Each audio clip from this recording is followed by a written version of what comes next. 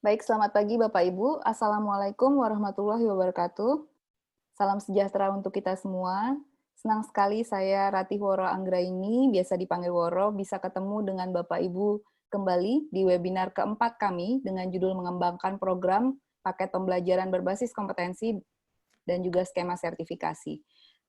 Saya Ratih Woro, sehari-hari saya adalah direktur dari CKP CBT Center, sebuah lembaga konsultan dan lembaga pelatihan berbasis kompetensi terakreditasi dengan dua bidang. Yang pertama adalah pengembangan SDM berbasis kompetensi, dan yang kedua adalah keamanan pangan. Saya mengucapkan terima kasih kepada Pak Surono selaku narasumber, kemudian Bapak Ibu peserta Master Asesor, Bapak Ibu Asesor Kompetensi, Bapak Ibu dari LSP, LPK, Asosiasi Profesi, Asosiasi Industri, Kementerian dan Lembaga dari perusahaan, dan juga Bapak Ibu yang mendaftar secara pribadi. Kali ini saya akan membacakan tata tertib untuk webinar kali ini, yang dimulai jam 8 sampai dengan jam 10 pagi. 1. Link Zoom ini berlaku hanya untuk Anda yang sudah mendaftar dan membayar webinar ini. Yang kedua, akses Zoom sudah dibuka 15 menit sebelum acara dimulai. Kemudian yang ketiga, ID peserta harus menggunakan nama asli sesuai dengan nama yang didaftarkan dan bukan nama perangkat atau nama institusi. Yang keempat, peserta yang mendapatkan akses ke Zoom harus berpakaian sopan dan berperilaku sopan saat webinar dilaksanakan. Kemudian peserta sangat diharapkan untuk mematikan suara atau mute selama proses webinar berlangsung. Semua peserta yang mengikuti webinar melalui Zoom dapat mengajukan pertanyaan dengan cara ketik tanya, lalu dilanjutkan dengan menuliskan nama, asal organisasi, dan pertanyaan secara ringkas. Saya selaku moderator akan menyampaikan kepada pembicara beberapa pertanyaan, karena waktu untuk diskusi terbatas. Slide presentasi sudah kami berikan melalui email Bapak Ibu yang terdaftar sebelum webinar dimulai. Untuk e-certificate atau sertifikat dalam bentuk soft copy, akan kami bagikan 2 hari lagi, yaitu tanggal 3 Juli atau hari Jumat. Agenda untuk hari ini, ada 2 jam, kita akan melakukannya dalam 2 jam. 30 menit pertama adalah materi dari Pak Surono dengan tema mengembangkan paket program pelatihan. Kemudian 30 menit kedua adalah diskusi. 30 menit ketiga mengembangkan skema sertifikasi, materi kembali dari Pak Surono. Kemudian 30 menit terakhir adalah diskusi kembali. Alhamdulillah kita sudah kedatangan Bapak Insinyur Surono M.Phil selaku narasumber kami dan juga pendiri dan expert dari CKP CBT Center yang juga adalah Education Technologist, mantan Komisioner BNSP, dan Master Asesor juga Master Instruktur. Sebelum acaranya dimulai, agar acara berjalan lancar dan Bapak Ibu mendapatkan manfaat yang sebesar-besarnya, mari kita berdoa menurut agama dan kepercayaan masing-masing. Berdoa dimulai.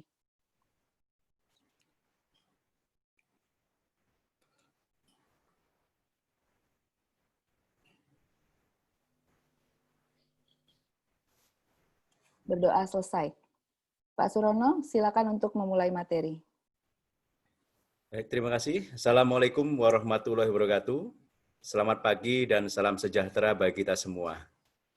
Bapak sekalian, jumpa lagi dengan saya. Kali ini kita akan berdiskusi, membahas mengenai bagaimana mengembangkan program pelatihan berbasis kompetensi dan juga skema sertifikasi. Bu Rati, saya mohon izin untuk share screen dulu. Saya akan cek dulu.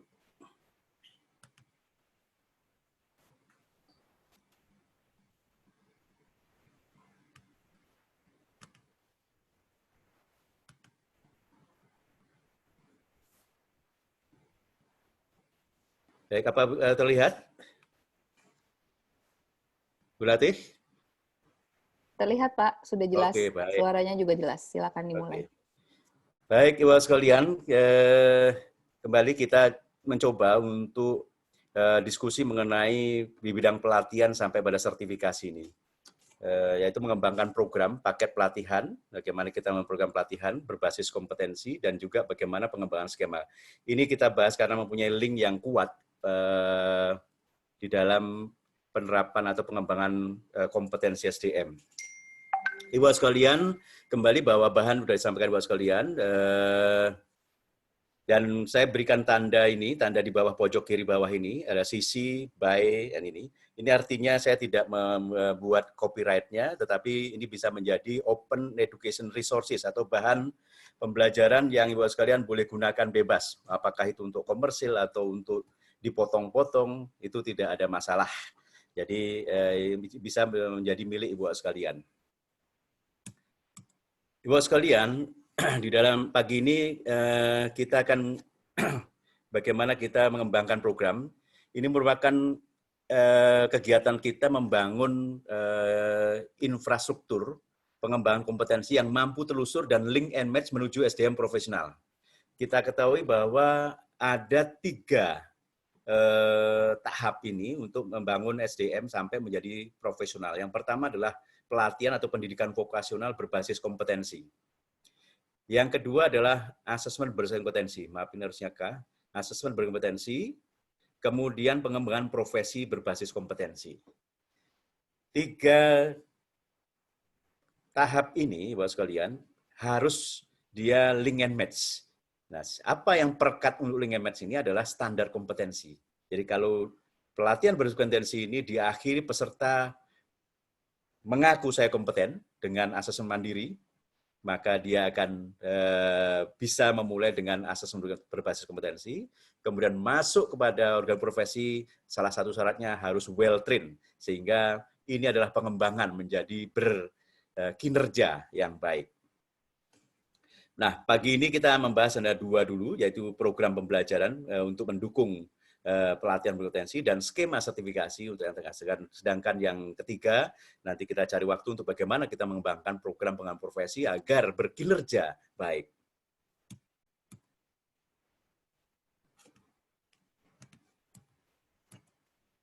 Ibu sekalian, seperti kita ketahui bersama bahwa pelatihan berbasis kompetensi ini konsepsinya adalah pelatihan yang memberikan peserta itu pengetahuan, keterampilan, dan sikap yang dibutuhkan untuk mendemonstrasikan kompetensi dalam hubungannya dengan kompetensi industri yang sudah ditentukan dan ditetapkan. Ini menurut ASEAN Guiding Principle tahun 2013. Kemudian yang kedua adalah pelatihan berkompetensi mengacu pada kemampuan untuk melakukan tugas dan tugas tertentu dengan standar kriteria yang diharapkan di tempat kerja. Nah, mudahnya sebenarnya pelatihan berkompetensi adalah melatih sampai kompeten. Jadi kita harapkan kalau melatih 100 orang, ya harusnya sampai kompeten 100 orang. Yang berbeda-beda, nah kita ini harus bisa mengelola peserta pelatihan sampai mereka kompeten 100%. Karena kompeten is 100%, bukan 70% atau 80% atau 90%, tapi harus 100%. Nah, Ibu sekalian, ada beberapa ciri-ciri pelatihan berkompetensi untuk membangun pelatihan berkompetensi ini. Pelatihan berbasis kompetensi ini ada 4 ciri yang harus kita miliki. Yang pertama harus ada standar kompetensi. Jadi pendidikan vokasi maupun pelatihan berbasis kompetensi tadi harus ada standar kompetensi. Jadi tidak boleh kita buka pelatihan atau pendidikan jurusan, kemudian sudah menerima peserta tapi tidak ada standar kompetensinya. Sudah pasti tidak berbasis kompetensi. Ini yang harus kita pastikan. Sehingga Bapak sekalian, kita harus segera seluruh jurusan vokasional, pelatihan harus tersedia standar kompetensi. Kemudian, harus ada kerangka kualifikasinya. Ini adalah untuk penyederhanaan, levelnya seperti apa. Yang ketiga, strategi dan program pembelajaran mampu telusur dengan standar kompetensi. Jadi, kemudian kita membuat program pembelajarannya yang hari ini kita akan buat. Kemudian asesmennya berbasis kompetensi. Maka 4 ciri ini kalau mau kita mengaku bahwa pelatihan kita atau pendidikan vokasional kita berbasis kompetensi. Nah, Ibu sekalian, mari kita lihat model interface antara kurikulum, kemudian kompetensi standar, standar operasional prosedur atau SOP, dan asesmen. Nah, Ibu sekalian, alhamdulillah mereka ini mempunyai interface, mempunyai ketelusuran, sehingga memudahkan kita di dalam membangun program-program mulai dari di industri sampai kepada kurikulum. Bapak sekalian, mari kita lihat pertama standar kompetensi. Standar kompetensi ini alhamdulillah kita bersyukur bahwa Standar kompetensi sudah ada pedomannya secara internasional yang dibuat oleh ILO dengan kita sudah kenal dengan model RMCS, Regional Model Kompetensi Standar, yang terdiri dari unit kompetensi, judulnya, kemudian deskripsi, kemudian elemen, kemudian performance kriteria, kemudian evidence guide atau panduan penilaian, critical skill and knowledge, pengetahuan dan keterampilannya, dan juga range of statement. Bapak sekalian, sehingga setiap negara sekarang ini mengacu kepada model penjurusan ini, sehingga diharapkan oleh internasional, setiap negara tidak harus reinventing the wheel. Jadi kalau negara lain sudah ada standarnya, kita bisa saling adopsi, sehingga kita bisa cepat. Indonesia ini bahwa semua jurusan, semua sekolah vokasi, semua lembaga pelatihan segera harus ada standar kompetensinya. Tidak boleh ada yang tidak ada standar kompetensinya. Kalau tidak ada, mari kita segera harus bangun. Nah, Ibu sekalian, standar kompetensi ini di dalam pengembangannya itu melalui konsensus pada akhirnya. Konsensus dari apa? Konsensus dari SOP industri dari sebelah kiri ini. Jadi judul unit ini sebenarnya berasal dari judul SOP dari industri. Kemudian deskripsi ini berasal dari scope atau ruang lingkup penerapannya di lapangan. Elemen berasal dari prosedur atau langkah-langkah utama proses. Kemudian kriteria unjuk kerja ini berasal dari work instruction. Kemudian evidence guide ini berasal dari quality assurance atau quality control-nya. Critical skill and essential knowledge ini berasal dari standar atau proses produk. Range statement ini berasal dari reference dan konteks dari perusahaan. Jadi buat sekalian, jadi sebenarnya ini kalau di SOP ini adalah sangat kontekstual dengan tempat kerja, sedangkan standar kompetensi karena sudah dikonsensuskan maka menjadi generik. Dan terus diperkaya dengan skill, knowledge, dan attitude. Sehingga Ibu sekalian, begitu ada standar kompetensi maka kita segera para perusahaan atau bisnis yang belum punya SOP, maka pada saat membuat SOP, segera bisa mengacu pada standar kompetensi, kemudian dikontekstualisasikan sudah menjadi SOP. Jadi SOP tidak sama dengan standar kompetensi, tetapi bahwa SOP merupakan implementasi daripada standar kompetensi. Juga dengan demikian juga pada kurikulum, pengembangan kurikulum. Dengan ada standar kompetensi, maka kita bisa segera untuk bisa mendesain kurikulum. Jadi judul ini bisa menjadi embrio, menjadi tujuan instruksional umum atau general objective atau instructional goals atau judul materi pembelajaran. Unit description menjadi scope of curriculum, elemen menjadi learning objective atau tujuan instruksional khusus atau selection of learning experience atau activities. Sedangkan performance criteria ini bisa menjadi kriteria to perform, organization of learning dan experience, gitu. Kemudian evidence guide atau pedoman menjadi evaluation and assessment of learning experience. Critical skill and knowledge and essential knowledge menjadi basic kompetensinya dan range of statement menjadi reference-nya. Sehingga Ibu sekalian, begitu ada standar kompetensi kita harus gembira. Maka dengan cepat kita bisa membuat SOP, mungkin cukup dengan setengah jam jadi. Kemudian dengan ada standar kompetensi bisa segera kita membangun kurikulum. Ini mungkin sebut saja 1 jam jadi. Sehingga kita tidak menunggu lama-lama lagi, maka kita langsung bisa membuat kurikulumnya. Demikian juga asesmen. Begitu ada standar kompetensi ini, maka kita bisa segera untuk membangun perangkat-perangkat asesmen yang tentu saja kalau untuk asesmen ini persis dengan standar kompetensi. Nah, tentu saja perbedaannya, Bapak Saudara, pada saat kita standar kompetensi menjadi kurikulum, maka kita harus perkaya dengan ABCD, khususnya di dalam tujuan umum pembelajaran, yaitu A-nya adalah audience, B behavior, C condition, D adalah degree. Nah, A itu adalah peserta, audience, behavior berarti mampu melakukan apa sesuai dengan judul unit kompetensi, kemudian condition berarti persyaratan tempat kerja, dan 5 dimensi kompetensi, dan yang degree-nya berapa kali. Kalau dinyatakan dia kompeten, berapa pengalaman yang dibutuhkan. Sehingga kita bisa segera membuat desain ini. Ibu sekalian, mari kita bangun Indonesia ini untuk segera mempunyai SOP-nya, kurikulumnya, sehingga Ibu sekalian dengan standar kompetensi, workshop, EUK, tempat praktek, industri bisa segera cepat membuat SOP, kemudian lembaga pelatihan pendidikan bisa segera membuat kurikulum dengan cepat dan dengan gembira tentu saja, karena bahannya sudah ada semua. Termasuk, Ibu sekalian, apabila di industri atau di sekolah menemukan inovasi baru, segera kita bangun standar kompetensinya, sehingga ini bisa langsung bergerak cepat untuk kita bisa terapkan di Indonesia.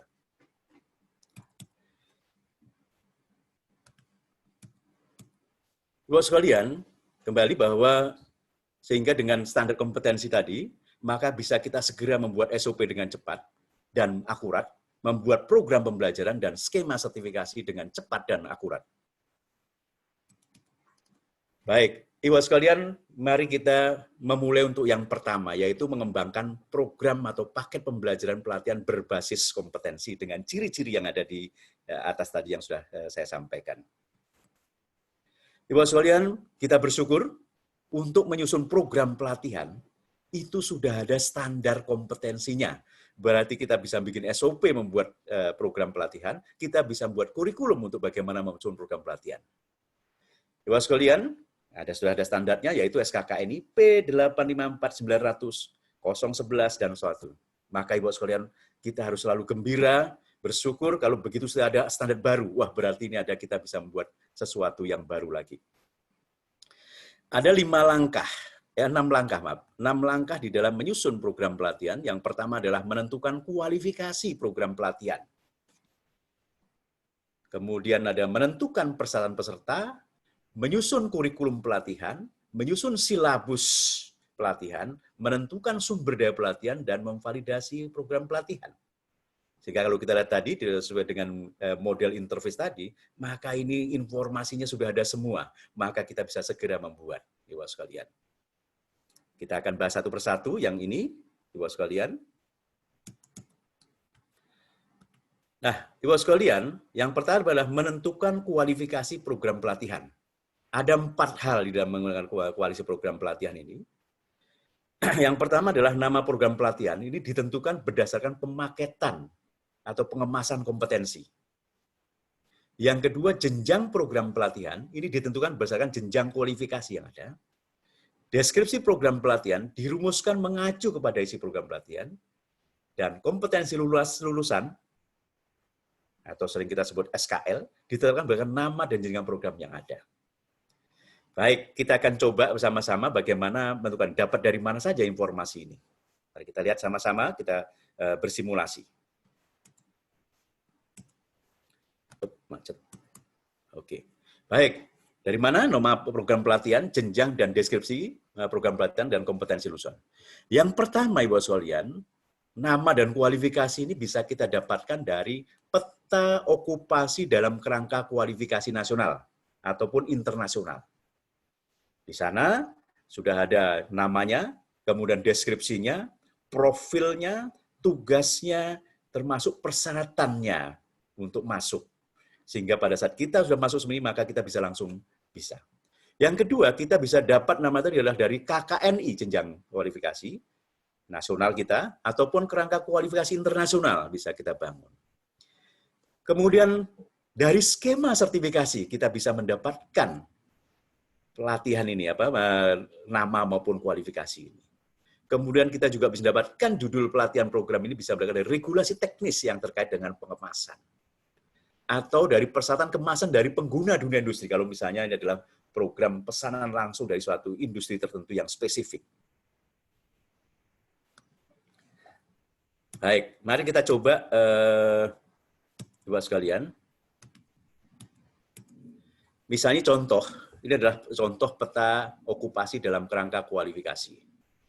Ini merupakan adaptasi dari ACCSTP, ASEAN. Jadi kalau kita lihat ini adalah food production, ini tourism, food production. Di sini adalah kualifikasi nasionalnya. Pada setiap level ini ada nama-nama jabatan kerja. Ini kita lihat di sini. Mungkin terlalu kecil, nanti Ibu sekalian bisa, kalau butuh akan memerlukan, bisa saya kirim PDF-nya, sehingga bisa di print besar. Ya, jadi semua ada. Sehingga Ibu sekalian untuk nama kita bisa langsung dari sini. Sehingga di sini misalnya di ASEAN untuk pariwisata ini ada namanya 230 okupasi misalnya. Memang belum semua sudah ada lengkap, tetapi paling tidak beberapa kita sudah mengetahui bagaimana nama dan kualifikasi levelnya ada di mana. Kemudian kalau kita lihat lagi contoh adalah Misalnya peta okupasi nasional dalam kerangka kualifikasi nasional Indonesia pada area fungsi TIK, Teknologi Informasi. Nah, di sini Bapak sekalian ada kualifikasi level 1-9. Di sini ada bidang-bidang, ada 16 bidang di sini. Mulai dari ini ada banyak sekali. Sehingga Bapak sekalian, kita bisa lihat pada level 7 misalnya ada berapa judul yang bisa kita gunakan pengembangan program pelatihannya. Sehingga Bapak sekalian ini ada sekitar 500-an judul. Sehingga untuk mengembangkan judul program pelatihan, maka kita bisa segera dapatkan ini yang sudah lengkap isinya. Ibu sekalian, ini sebagai contoh, memang tidak semua sudah ada standar kompetensi nasionalnya, tetapi Bapak sekalian tidak ada standar internasionalnya.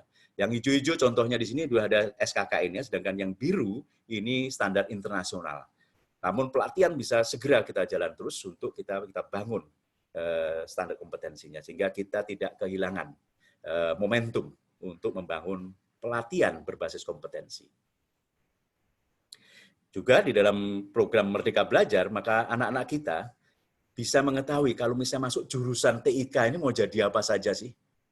Maka dia sudah tahu karir path-nya. Kita bisa tahu, bahkan kalau dia misalnya Merdeka Belajar memilih 3 semester untuk memilih jurusan lain, maka dia bisa mencari di sini. Kita tidak bisa memilih program jurusan lain kalau tidak ada petanya. Sehingga di peta ini penting, Ibu sekalian, untuk harus terus kita bangun. Sekarang ini ada sekitar 12 sektor yang sudah mengembangkan peta ini. Mudah-mudahan ini bisa terus kita selesaikan. Seluruh sektor mestinya mempunyai peta okupasi dalam kualifikasi, sehingga bisa dimasukkan dalam KBJI untuk diberikan kode oleh BPS. Ini adalah dalam bentuk bukunya, Ibu sekalian. Ini contoh adalah ini dengan TIK tadi. Ini bidang komunikasi, ada animasi, ada desain komunikasi visual, kemudian fotografi, kehumasan, multimedia, penerbitan, penyiaran radio, siaran TV, periklanan, perposan atau logistik. Kemudian di bidang telekomunikasi dan masih banyak lagi di dalam model-model pemetaan. Di sini kita okupasi-okupasi bisa menjadi judul untuk kita mengembangkan program pelatihan, dan kita harus cepat Ibu sekalian, karena Ibu sekalian sekarang ini di dalam era digital dan apalagi masa pandemi, platform dan juga model-model pembelajaran sudah banyak sekali, tapi isinya masih kekurangan Ibu sekalian. Mari kita bangun untuk modul-modulnya dan juga program pelatihan. Baik, saya ingin mencoba untuk bersama Ibu sekalian untuk bagaimana kita menyiapkan untuk program pelatihan ini pada langkah pertama tadi, kualifikasi program pelatihan. Saya mencoba untuk membuat format tabel untuk memudahkan. Beberapa bidang memang harus ditulis dalam bentuk buku, tidak masalah, tapi kita lihat bersama-sama bahwa program pelatihan ini ada 4. Yang ini saya ambil dari KUK, dari standar kompetensi membuat program pelatihan. Dan dengan mudah sekali kita segera bisa membuatnya. Nama program tadi ini okupasinya atau KKN atau klaster atau unit kompetensi. Sehingga nama misalnya sebagai contoh pelatihan asesor kompetensi. Ini dari okupasi yang ada. Jenjangnya adalah asesor untuk asesor kompetensi. Acuannya skema sertifikasi asesor kompetensi SKKNI 161, SKKNI 185. Kemudian deskripsi program pelatihannya kita bisa dapat dari skema yang ada tadi. Pelatihan mengembangkan kompetensi personil untuk dapat mengembangkan desain dan strategi pembelajaran pelatihan asesor kompetensi, menyelenggarakan dan mendeliver pembelajaran, dan mengelola evaluasi asesmen kompetensi. Sedangkan tujuan instruksionalnya, nah, di sini tadi ABCD menghasilkan asesor, hanya asesor, mampu merencanakan aktivitas dan proses asesmen, melaksanakan asesmen, dan memberikan kontribusi dalam validasi asesmen. Ini adalah B-nya, kemudian C-nya, condition-nya, sesuai dengan konteks tempat kerja dalam 5 dimensi kompetensi. Dengan pengalaman 3 kali pelaksanaan asesmen dalam unit yang berbeda. Misalnya, ini sebagai misal. Oke, itu dalam kualifikasi program. Kemudian langkah kedua menentukan persyaratan peserta. Ada 2 di sana, persyaratan umum dan persyaratan kompetensi. Ini persyaratan ditentukan berdasarkan kebutuhan program pelatihan, sedangkan persyaratan kompetensi ditentukan mengacu pada prasyarat untuk mengikuti program pelatihannya. Kita masuk lagi ke dalam formulirnya. Persyaratan peserta umum ini ditentukan berdasarkan kebutuhan program pelatihan. Kita bisa lihat di sana persyaratan di dalam peta okupasi, ada di sana persyaratannya masuk, kemudian persyaratan kompetensinya juga. Ini sebagai contoh. Maka kita bisa masukkan peserta pelatihan dalam program pelatihan dengan segera. Yang ketiga, menyusun kurikulum. Nah, di sana ada 3 hal yang harus ada di dalam kurikulum menurut standar kompetensi SKKNI dari Permenaker. Yang pertama adalah unit-unit kompetensi ditentukan dengan mengacu pada pencapaian kompetensi lulusan program pelatihan. Jadi, unit kompetensi harus mengacu pada pencapaian kompetensi tadi. Kemudian harus ada materi pelatihan, ini dikelompokkan ke dalam kelompok umum dan inti. Ini informasinya juga bisa didapat dari skema sertifikasi maupun peta okupasi dalam kerangka kualifikasi. Kebutuhan OJT ditentukan sesuai dengan kompetensi lulusan. Nah, yang C ini memang harus kita lihat. Biasanya, Ibu sekalian, di skema sertifikasi kita bisa dapatkan informasinya, berapa kali mereka, atau bahkan dalam unit-unit kompetensi sering sudah diidentifikasi, berapa kali dia harus mendemonstrasikan atau OJT di dalam memastikan kompetensinya. Mari kita lihat, kalau kita masukkan dalam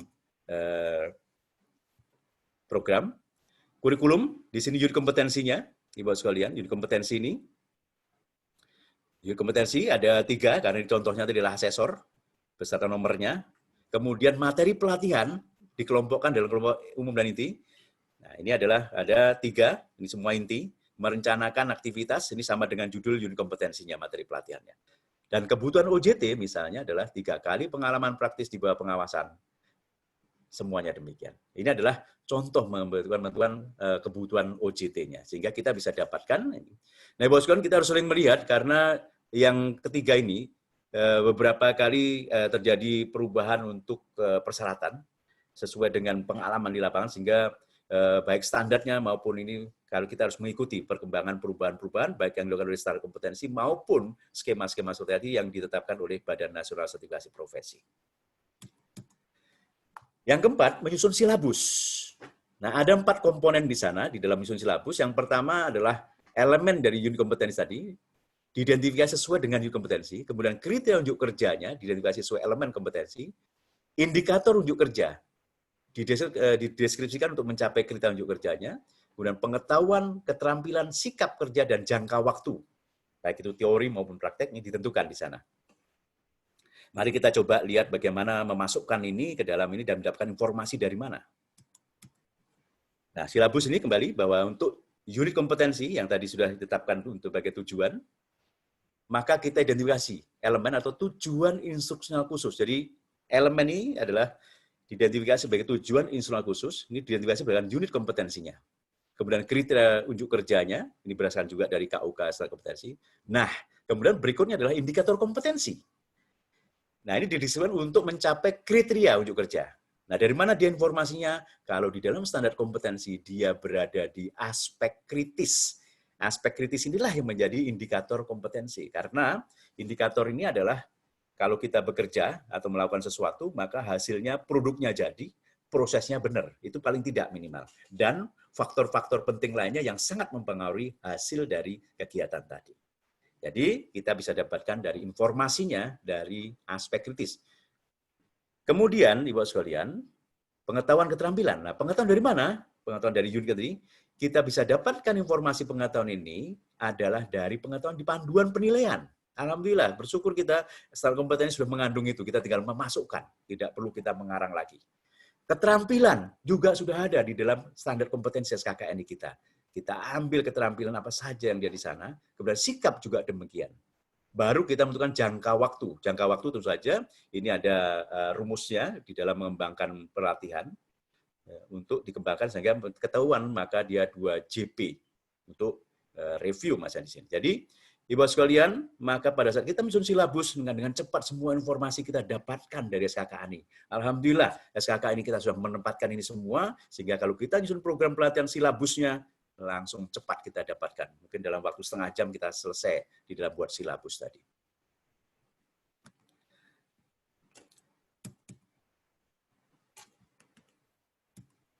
Macet nih. Oke. Ibu sekalian.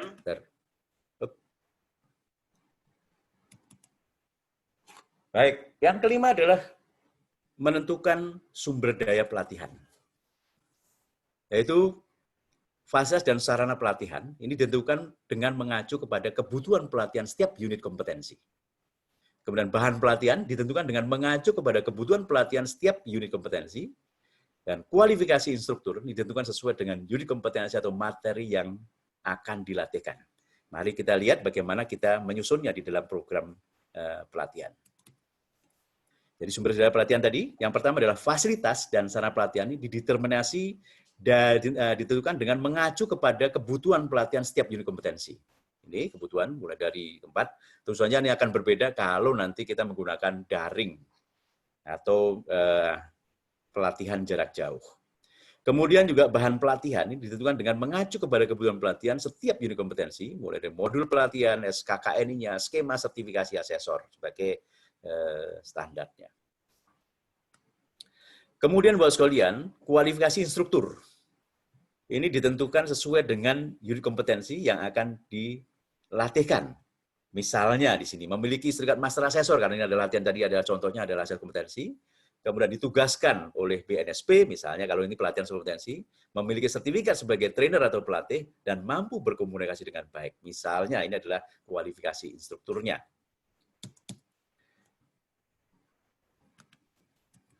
Ibu sekalian, selanjutnya adalah bagaimana memvalidasi program pelatihan. Ada 3 hal diatur dalam standar kompetensi, yaitu pertama komponen-komponen program pelatihan ini yang harus divalidasi ditentukan, apa saja. Kemudian metode validasi ditentukan sesuai dengan komponen yang akan divalidasi, dan finalisasi program pelatihan dilakukan dengan memperhatikan masukan-masukan yang rasional dari hasil validasi. Nah, bagaimana kalau kita lihat contoh di sini, pertama validasi program pelatihan. Jadi kita harus menetapkan komponen program pelatihan apa yang perlu divalidasi. Misalnya di sini contoh adalah kualifikasi program pelatihannya. Sesuai tadi tidak? Jadi apakah sesuai dengan peta okupasi, apakah sesuai dengan KKNI, atau sesuai dengan skema, dan sebagainya. Kita lihat kualifikasinya sesuai apa tidak. Kemudian persyaratan pesertanya, apakah sudah benar? Kurikulum pelatihan tadi, apakah sesuai dengan mampu telusur terhadap standar kompetensi. Kemudian silabusnya yang kita bangun tadi apakah sesuai, dan pesertanya ada apa sudah sesuai dengan targetnya. Nah, metode validasinya bisa melakukan verifikasi kesesuaian dengan program pelatihan terakreditasi, skema sertifikat, dan SKKNI. Sedangkan persyaratan verifikasi kesesuaian peserta dengan program pelatihan terakreditasi dan skema juga kita lihat lagi. Kurikulum juga demikian. Verifikasi kepatuhan kurikulum dengan program pelatihan terakreditasi, skema verifikasi, sertifikasi, dan juga komponen SKKNI. Silabusnya, ini kesesuaian juga dengan program pelatihan, skema sertifikasi, dan komponen SKKNI. Pesertanya juga sesuai dengan yang ditargetkan. Kemudian baru finalisasi, verifikasinya, kemudian statusnya sepertinya memuaskan, maka validasi ditandatangani oleh yang melakukan validasi. Ini adalah, sehingga Bapak sekalian membuat program pelatihan, ini tadi ada 6 terakhir ini, 6 langkah terakhir, maka kita bisa membuat program pelatihan dengan sesegera mungkin.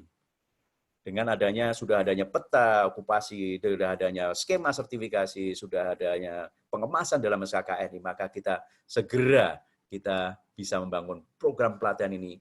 Jangan lama-lama. Kalau perlu 1 jam saja kita sudah punya program pelatihan, bisa ditawarkan kalau untuk lembaga pelatihan, bisa dimulai untuk program pelatihan yang lain untuk membangun judul-judul pelatihan kerja. Nah, sehingga Bapak sekalian, kalau kita satukan kembali yang form-form tadi, maka program pelatihan formnya semacam ini. Jadi mulai dari judul, dikembangkan oleh siapa, maka Ibu sekalian begitu melihat ada program baru, ada peta okupasi baru, segera buat. Ini adalah tools-nya. Ya, gitu. Ini adalah contoh saja Ibu sekalian, tapi Ibu sekalian bisa membuatnya dalam bentuk kalimat, semua dari buku, program pelatihan, bisa juga dalam bentuk tabel semacam ini dengan mudah. Dan ini semua mengikuti standar yang dikeluarkan oleh keputusan menteri, yaitu SKKNI nomor ini semua. Ini nomor standarnya. SKKNI nomor 161 misalnya. Ibu sekalian, ini adalah contoh yang bisa digunakan Ibu sekalian. Nanti bisa segera mungkin Ibu sekalian membangun program pelatihan dengan segera.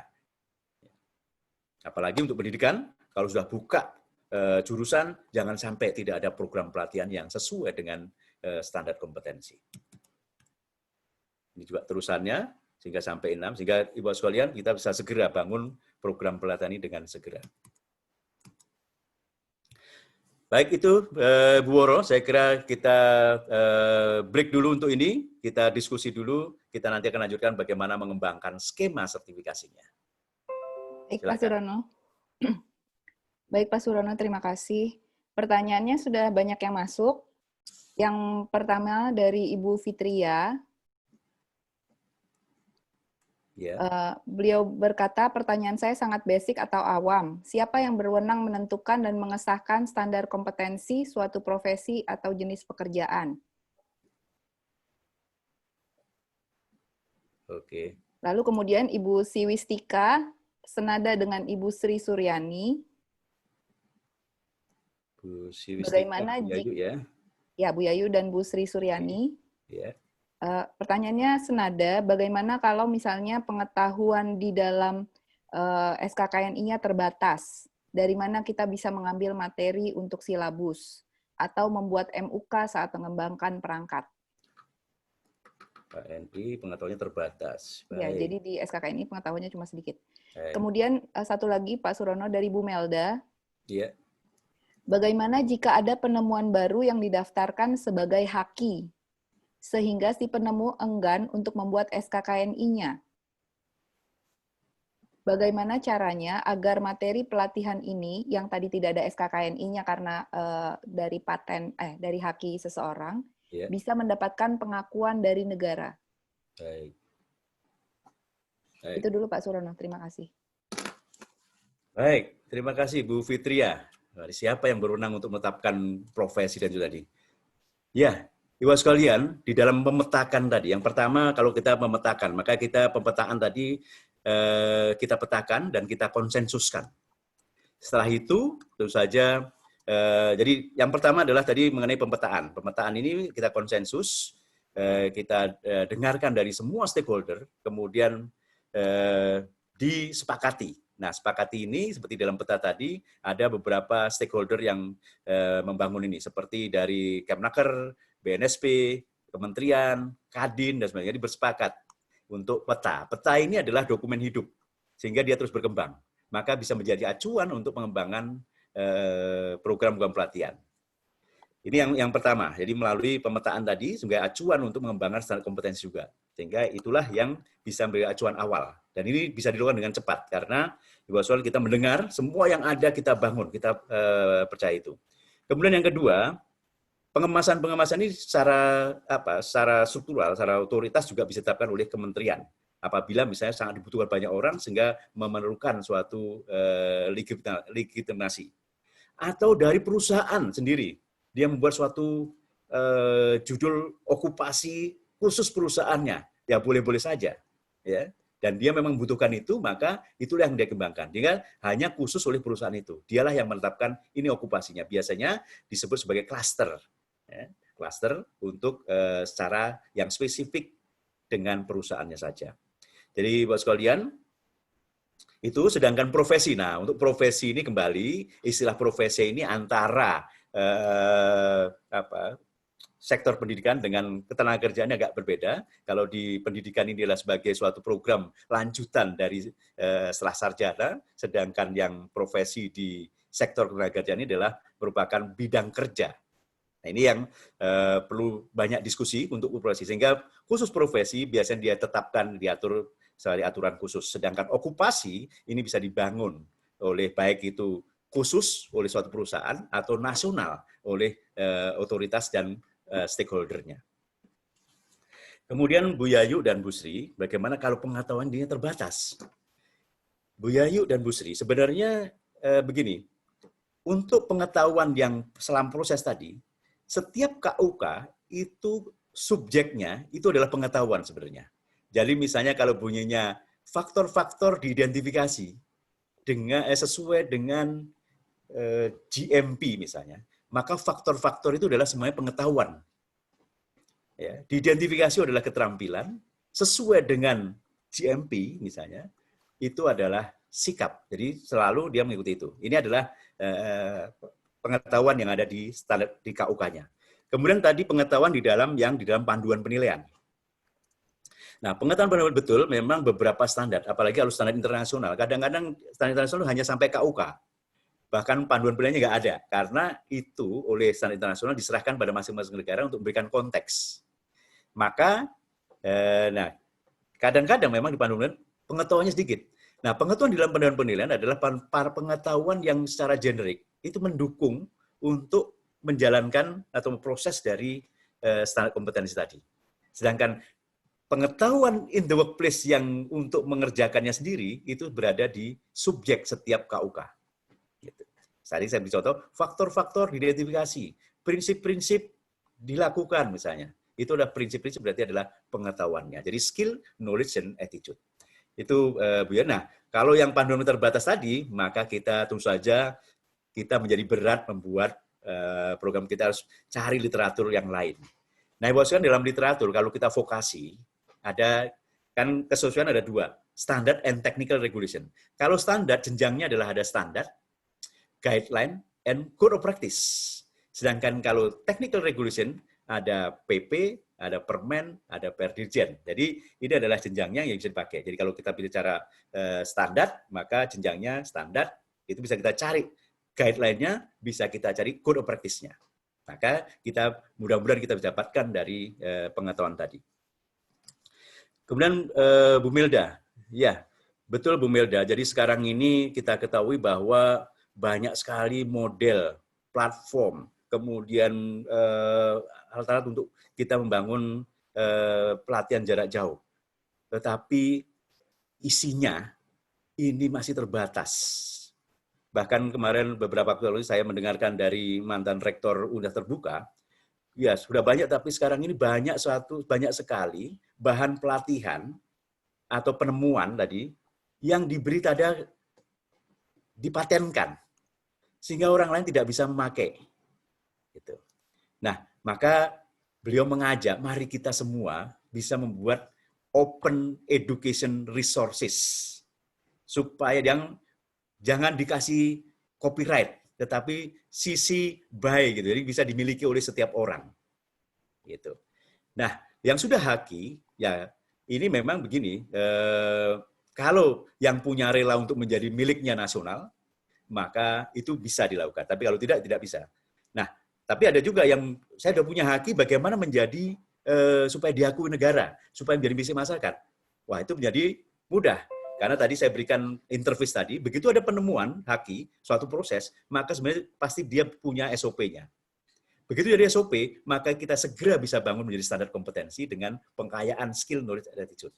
Kita bisa segera membuat program pembelajaran maupun kurikulum, sehingga kita dengan cepat. Jadi mari Bu Melda, kita ajak teman-teman yang sudah mempatenkan, kalau bisa dimiliki oleh masyarakat, ini akan senang sekali kita, karena kita akan mengisi open education resources ini dengan cepat. Karena kalau tanpa itu, walaupun banyak sekali ada Mentimeter, ada apa macam-macam, semua ada model, ada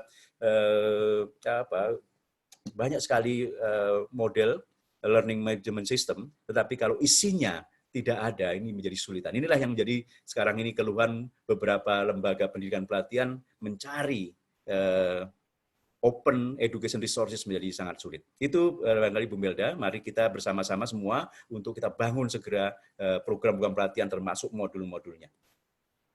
Itu Bu Ratih. Baik, terima kasih Pak Surono. Pertanyaan berikutnya ya Pak, 3 lagi. Dari Ibu Lis, bertanya, kami adalah PNS. Sudah ada standar kompetensi teknis, manajerial, dan sosial kultural sesuai dengan Permenpan nomor 38 tahun 2017. Bagaimana menggabungkannya dengan SKKNI agar pelatihannya efektif dan efisien? Ya, terus? Kemudian dari Pak Roni Suryanegara. Ya. Kementerian Sosial sudah memiliki peta okupasi. Apa langkah selanjutnya yang harus dilakukan terkait dengan standar kompetensi apabila belum terdapat juklak atau juknis program teknis? Oke. Bagaimana untuk membuat standarnya ya? Ya, langkah selanjutnya apa? Buat standar kah, skema, atau bisnis proses agar pendidikan, Pusdiklat, Biro Organisasi Pegawaian, dan Pusat Pengembangan Profesi semua saling berhubungan. Baik. Tapi belum ada juklak juknisnya. Kemudian satu lagi dari Bu Ratni Ernita. Ya. Kalau belum ada pengalaman yang harus dilakukan, bagaimana kita menentukan berapa kali praktek yang harus diberikan? Sepertinya kalau di standarnya tidak ada tulisannya, bagaimana menentukan berapa kali praktek yang harus dilatihkan?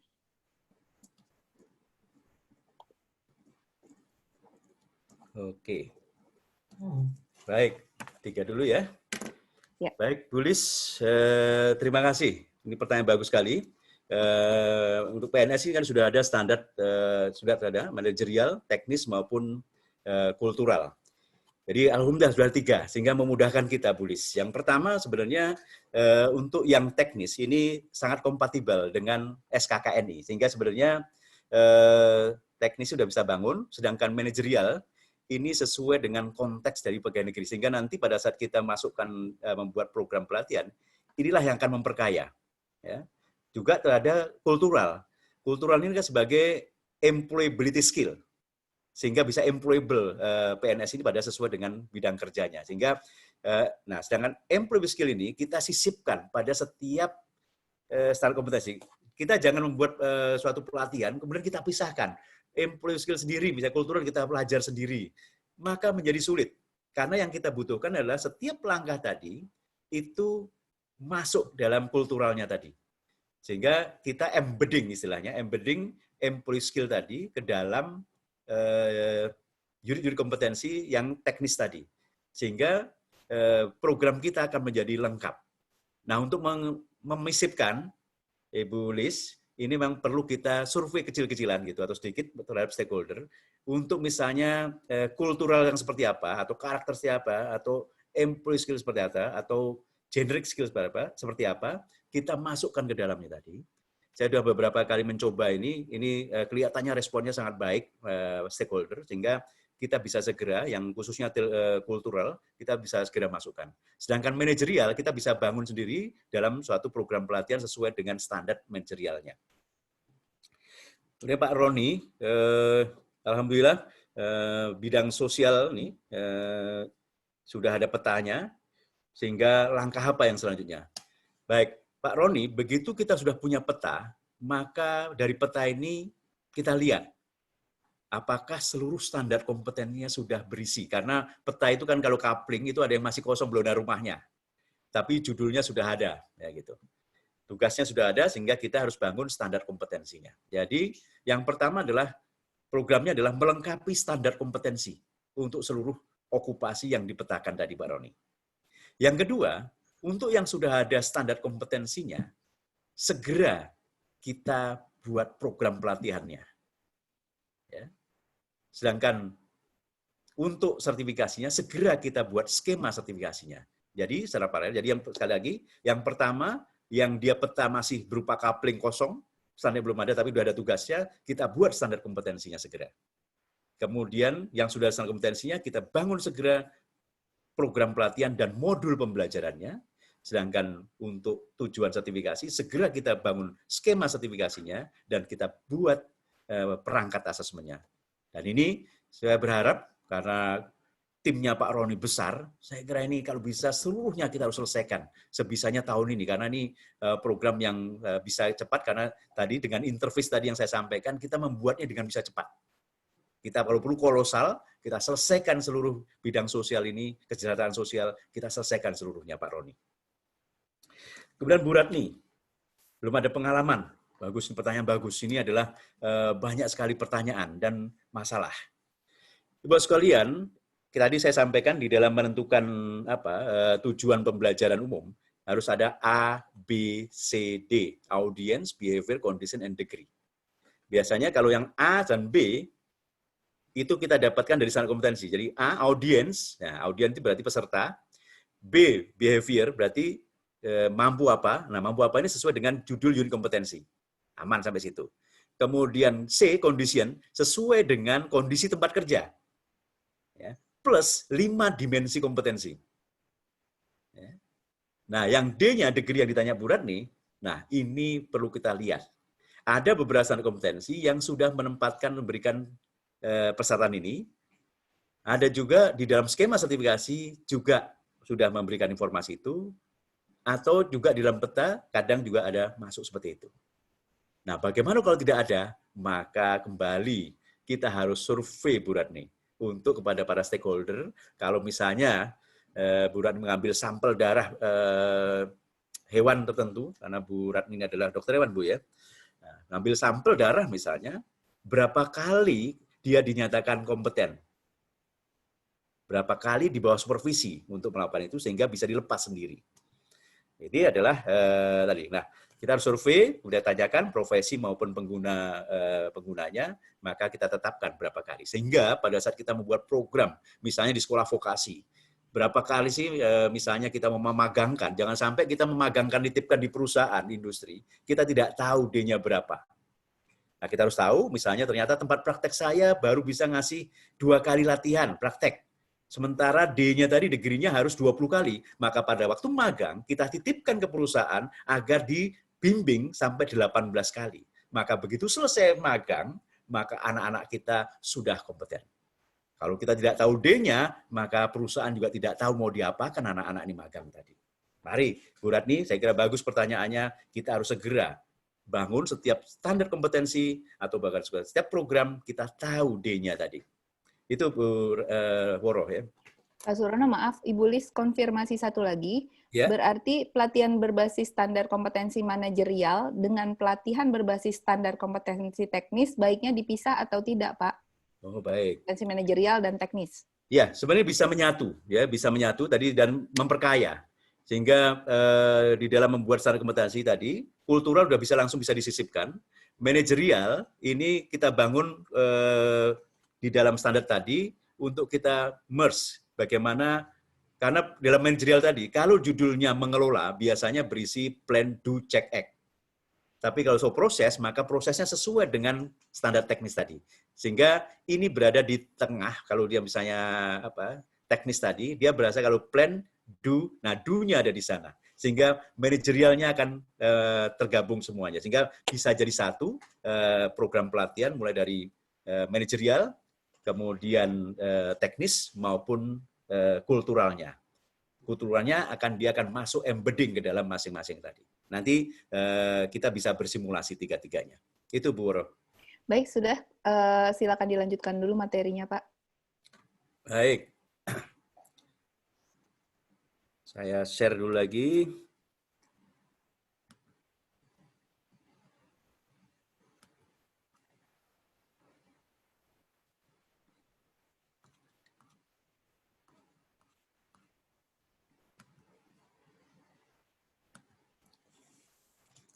Baik, Bapak sekalian, Bu Woro sudah kelihatan tampilan saya ini? Slide-nya? Sudah, Pak, sudah jelas kelihatan. Jelas ya, suara saya juga jelas ya. Baik. Mengembangkan skema sertifikasi. Dalam istilah di ASEAN, mereka nyebutnya adalah standar sertifikasi. Standar sertifikasi. Ini di Indonesia kita menyebut skema sertifikasi karena acuan kita pada saat itu adalah ISO. Tapi di dalam ASEAN Guiding Principle untuk rekognisi antar negara itu mereka sebut sebagai standar sertifikasi. Sehingga nanti kalau misalnya ada yang menanyakan apakah Anda mempunyai standar sertifikasi? Yes, we have.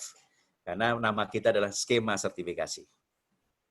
Dan di dalam Guiding Principle juga sudah dituliskan bahwa di sana untuk Indonesia ini adalah menggunakan istilah skema sertifikasi. Bapak sekalian, pada saat kita mengembangkan skema sertifikasi, ini nama dari mana kita tahu nama ini?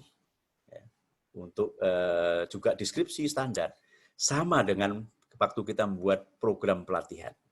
Yang pertama, kita bisa mendapatkan nama skema tadi berasal dari peta okupasi dalam kerangka kualifikasi. Kita dapat dari sana, yang sudah lengkap tentu saja di dalam peta tadi, maka kita bisa buat sebagai judul skemanya. Yang kedua, dari standar kompetensi. Kadang di dalam standar kompetensi juga sudah dikemas dalam bentuk standar kompetensi. Atau judul kompetensi ini menjadi program atau skema sertifikasi yang berupa unit. Kemudian kita juga bisa mendapatkan dari KKNI, judul KKNI tadi, apa namanya? Misalnya Certificate for in Food Safety misalnya, maka kita bisa mendapatkan itu dari judul yang ada di KKNI. Kemudian kita juga bisa mendapatkan dari regulasi teknis terkait pengemasan. Ini biasanya ditentukan oleh otoritas apa saja, misalnya inspektor pangan, misalnya, auditor forensik, misalnya. Ini biasanya ditetapkan oleh otoritas untuk menambahkan okupasi-okupasi yang dalam rangka pengawasan. Misalnya. Kemudian kita juga bisa mendapatkan persyaratan pengemasan dari pengguna atau dunia kerja sesuai pesanan. Ini disebut sebagai klaster biasanya dalam skema sertifikasi. Nah, Ibu sekalian, kita juga bersyukur karena mengembangkan skema ini juga sudah ada standar kompetensinya, yaitu SKKNI P85 AS M00046.1. Sehingga dalam membuatnya kita sudah ada guide-nya.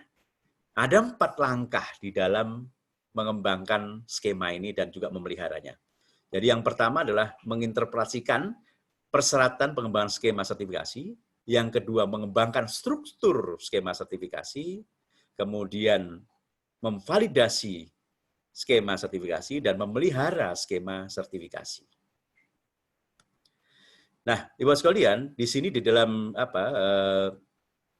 menginterpretasi, ini mulai dari komite skemanya kita identifikasi, kemudian standar kompetensi yang sah seperti apa, verifikasi standar kompetensi, buat skema sertifikasi profesi sesuai dengan kebutuhannya, kemudian informasi dari pihak yang terkait, dan organisasi, badan atau profesi yang bertanggung jawab kita identifikasi. Kemudian dalam mengembangkan struktur skema, kita ikuti. Ini standar kompetensi dan juga pedoman BNSP tentu saja, 210 misalnya. Di sana ada struktur bagaimana mengembangkan struktur skemanya, kemudian uraian rinci yang mutakhir mengenai proses sertifikasi, kemudian dokumen yang membuat persyaratan sertifikasinya, mulai dari hak pemohon, serta kewajiban profesi yang disertifikasi, termasuk kode etik profesi bila tersedia. Kemudian standar kompetensi dan metode asesmennya, kemudian keputusan sertifikasi, proses surveillance-nya, persyaratan sertifikasi ulang, profesi yang disertifikasi harus menandatangani persetujuan misalnya. Ini adalah mengembangkan struktur dari skema sertifikasi. Sedangkan yang ketiga adalah memvalidasi skema. Nah, ini prosedur validasinya dilihat juga nanti di sana apakah sesuai dalam membuat skemanya, kemudian kriteria kompetensi peserta, uji kompetensinya, kemudian semua persyaratan skema sertifikasi ini diverifikasi secara objektif dan sistematik dengan bukti terdokumentasi sehingga memadai untuk menegaskan kompetensi calon. Dan skema sertifikasi yang divalidasi dilaporkan kepada BNSP kalau mau dipakai untuk sertifikasi. Sehingga ini adalah mengembangkan skema. Kemudian selanjutnya adalah memeliharanya. Setelah kita sudah menjalankan skema tadi, memeliharanya, ini metode-metode prinsip asesmen jadi evaluasi apakah masih sesuai sejalan. Kemudian pendapat dari pemangku kepentingan dalam rekomendasi perbaikan dan pertimbangan. Misalnya ternyata skema itu karena sekarang sudah perubahan, maka sebenarnya perlu ada perbaikan atau sudah tidak dipakai lagi misalnya. Informasi mengenai setiap perubahan di dalam persyaratan kepada wakil-wakil komite bidang sertifikasi dan dewan pengarah kepada pemangku kepentingan ini. Kemudian perbaikan skemanya dari usulan pemangku kepentingan berdasarkan pedoman BNSP-nya, kemudian analisis pekerjaan, ulasan tentang perbaikan skema untuk mencapai transparansi pasar. Jadi, Bapak sekalian, ini adalah bagaimana standar kompetensi kita, bagaimana mengembangkan skema dan juga memeliharanya. Jadi, alhamdulillah kita sudah punya ini sehingga kita pada jalur yang mudah untuk mencapai kegiatan ini. Baik, mari kita lihat bahas satu persatu. Nah, Ibu sekalian, mari kita coba lihat bersama-sama ya. Saya coba formatkan dalam bentuk tabel agar mudah kita bersimulasinya. Tapi nanti dalam membuat bisa saja dalam bentuk yang buku, misalnya, seperti yang disarankan oleh BNSP. Skema sertifikasi atau certificate scheme atau certificate standar. Jadi kembali bahwa di ASEAN kita nanti mereka menyebutnya certificate standar. Judul, kemudian kode misalnya. Nah, Ibu sekalian, kita mulai dengan latar belakang di sana, di dalam pedoman. Ya. Latar belakang ini dapat mencakupi. Nah, latar belakangnya kita harus tepat di sana. Tuntutan regulasi. Oh, ternyata okupasi ini, misalnya okupasi, ya, karena regulasi mempersyaratkan. Kita tulis di sana. Regulasi nomor apa saja yang menetapkan tadi. Kemudian tuntutan industri, dunia kerja. Karena sekarang dengan munculnya berbagai kegiatan baru atau bisnis baru, maka memerlukan suatu skema sertifikasi untuk mendapatkan tenaga kerja yang punya personal branding kuat. Kemudian tuntutan asosiasi profesi, misalnya bahwa profesi ini dituntut kompeten betul untuk membangun dan memelihara dan mengembangkan profesi ini. Atau latar belakang lainnya. Sehingga Bapak sekalian kita masukkan dalam latar belakang. Tidak usah banyak-banyak, sesuai apa adanya. Secara jujur kita berikan bahwa latar belakangnya bisa tiga-tiganya, atau empat-empatnya, atau satu saja tidak ada masalah. Yang kedua, ruang lingkup. Nah, ruang lingkup ini dapat mencakup penggunaannya. Oh, digunakan untuk sertifikasi oleh LSP skema ini. Kemudian digunakan oleh pendidikan dan pelatihan vokasi sebagai SKL. Nah, Ibu sekalian, SKL ini adalah standar kompetensi lulusan. Sebenarnya skema sertifikasi ini bisa digunakan sebagai SKL, standar kompetensi lulusan, sehingga udah pasti dia nanti kalau dia pelatihan, lulus, dia bisa menuju ke tingkat lanjutnya adalah sertifikasi kompetensi. Sehingga kalau SKL tadi didapat dari skema, maka sudah pasti dia akan mencapai ke sana. Karena pelatihan berkompetensi adalah melatih sampai kompeten. Ya. Jangan sampai melatih 100, lulus hanya 20. Maka ini harus kita bantu sampai mereka kompeten semuanya. Kemudian tujuan. Nah, ini dalam tujuan kita dapat mencakupi, memastikan dan melihara kompetensi jabatan kerja tertentu, atau profesi tertentu, atau klaster tertentu. Untuk acuan bagi LSP dan asesor dalam menjalankan sertifikasi atau asesmen, atau lainnya. Ini tujuannya. Yang keempat adalah acuan normatif. Nah, ini dapat mencakupi, jangan sampai semua dimasukkan, perundangan sertifikasi yang langsung terkait dengan sertifikasi dan judul skemanya. Jangan semua dimasukkan perundangan, tetapi cukup yang betul-betul terkait, dia menyebut tadi. Yang kedua, acuan standar kompetensinya. Apakah dia berupa SK Menteri, atau suatu penetapan yang lain, kita masukkan dalam acuan normatif tadi. Yang kelima adalah kemasan atau paket kompetensi. Nah, kemasan ini kembali mencakupi bisa jenis skemanya kita tuliskan, apakah dia berupa KKNI, okupasi, atau klaster misalnya. Kemudian namanya apa? Nama judul tadi sesuai dengan judul yang di atas, jadi judulnya apa. Kemudian deskripsi.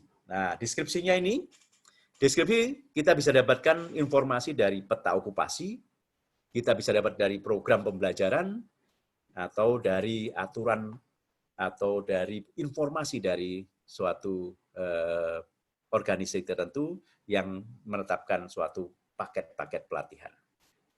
Ini deskripsinya, baru rincian unit. Rincian unit ini ada, bila tersedia, ada inti maupun ada yang pilihannya. Nah, dalam skema ini kita buat lengkap. Nah, mengenai pilihan, ini sering kita salah memaknai. Pilihan ini kita berikan yang banyak sesuai dengan peta okupasi maupun ini, tetapi yang memilih nanti adalah pesertanya. Dia memilih dari misalnya pilihannya ada 10, dia boleh memilih hanya 3 misalnya, dan seterusnya. Tapi skema ini kita buat selengkap mungkin, sehingga pilihan ini tadi betul-betul bisa dipilih oleh calon peserta.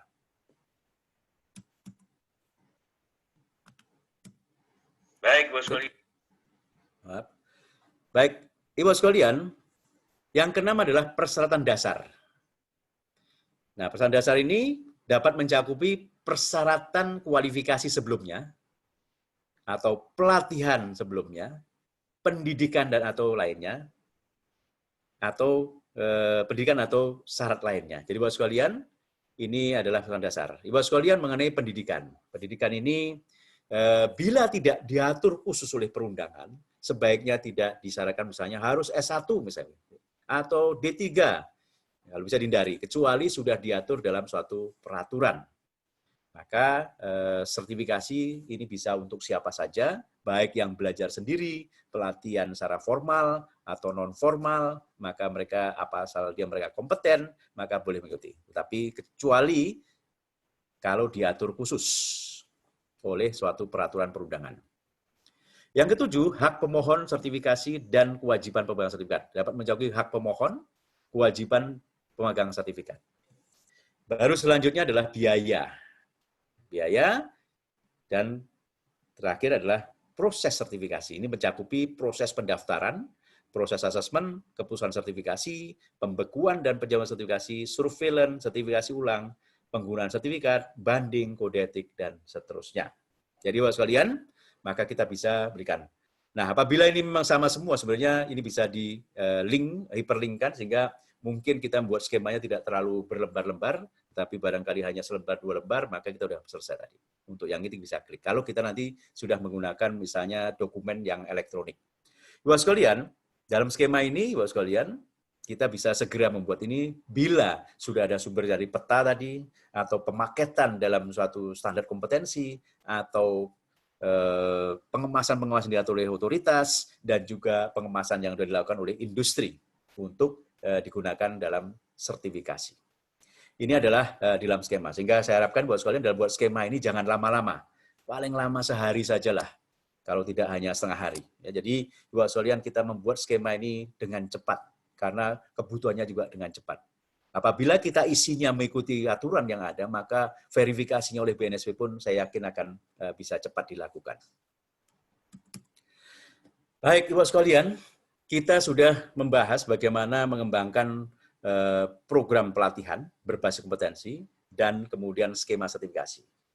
Link and match-nya antara keduanya adalah, jadi kalau program pelatihan nanti, tadi A, B, C, D-nya, tujuan instruksional umumnya sudah ketemu, maka kalau tiga-tiganya mencapai, kemudian diakhiri dengan peserta mengaku atau mendeklarasikan dengan self-assessment saya kompeten, maka kemudian bisa ditindaklanjuti ke CBA, Competency Based Assessment, karena CBA harus didahului dengan peserta mengaku saya kompeten melalui asesmen diri juga. Sehingga inilah link and match antara keduanya. Ibu sekalian, dengan pola ini maka kita bisa cepat menyelesaikan, membuat program pelatihan, kalau bisa seluruh okupasi yang ada, yang sudah ada standarnya, kita buat program pelatihannya, dan kita buat skema sertifikasinya. Dari program pelatihan kita buat seluruh modulnya dengan cepat. Nanti kapan-kapan kita bisa bahas bagaimana membuat modul ini dengan gembira. Kemudian kita buat perangkat asesmennya juga dengan gembira, sehingga kita cepat untuk membuat ini. Namun, Ibu sekalian, dukungan atau peta-peta okupasi ini memang belum semua lengkap. Sehingga buat sekalian, mari kita segera siapkan. So, what's next to do tomorrow? Yang pertama, mari kita petakan okupasi dalam kerangka kualifikasi pada semua sektor. Kita kalau bergerak bersama, kalau bisa Indonesia ini mestinya peta seluruhnya selesai pada tahun ini. Kemudian kita kembangkan okupasi, kualifikasi ataupun klaster menjadi program dan modul pelatihannya. Bahwasanya begitu muncul ada standar kompetensi dan petanya, maka mari kita beramai-ramai menyusun program pelatihan dan modul-modulnya. Kemudian berikutnya kita kembangkan okupasi-okupasi, kualifikasi ataupun klaster menjadi skema sertifikasi dan perangkat asesmennya. Kalau bisa ada perangkat asesmen secara nasional. Nah, Ibu sekalian, ada pengertian mengenai perangkat asesmen seolah ini, itu rahasia dan sebagainya. Sebenarnya kita punya perangkat asesmen secara nasional, gitu. Yang rahasia itu sebenarnya adalah mana yang mau keluar nanti kalau dia diaseskan dalam kegiatan asesmen. Misalnya terutama pertanyaan-pertanyaan tertulis misalnya. Itu rahasia. Yang rahasia adalah sebenarnya adalah yang mana nanti mau keluar. Tapi bank soal itu sebenarnya bisa diakses oleh banyak orang, sehingga ini menjadi milik semua orang. Sebagai contoh di pariwisata, assessment tool ini semua bisa dilihat oleh kita semua, bahkan 10 negara, tetapi yang mana nanti mau keluar itu adalah nanti urusannya asesor sesuai dengan konteks di dalam assessment. Baik, Ibu sekalian, itu tadi yang bisa saya sampaikan mengenai bagaimana mengembangkan program pelatihan dan skema sertifikasi dengan gembira.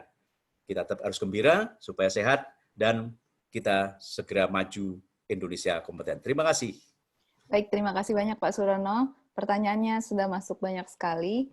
3 yang pertama dulu Pak Surono. Baik. Yang pertama dari Ibu Utami. Ibu Utami. Ibu Utami, ya.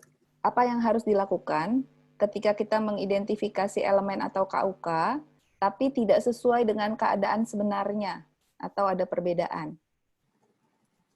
Tidak sesuai dengan keadaan sebenarnya. Kemudian yang kedua dari Pak Reinhardt. Oke, Pak Reinhard. Apakah untuk menentukan kualifikasi instruktur cukup dari sertifikat kompetensi instruktur? Maksudnya cukup dengan metode atau perlu tambah substansi? Mungkin begitu maksudnya Pak Surono. Oke. Kemudian yang ketiga dari Ibu Lis. Ibu Lis. Ya. Apakah setiap pelatihan harus diakses dengan uji kompetensi?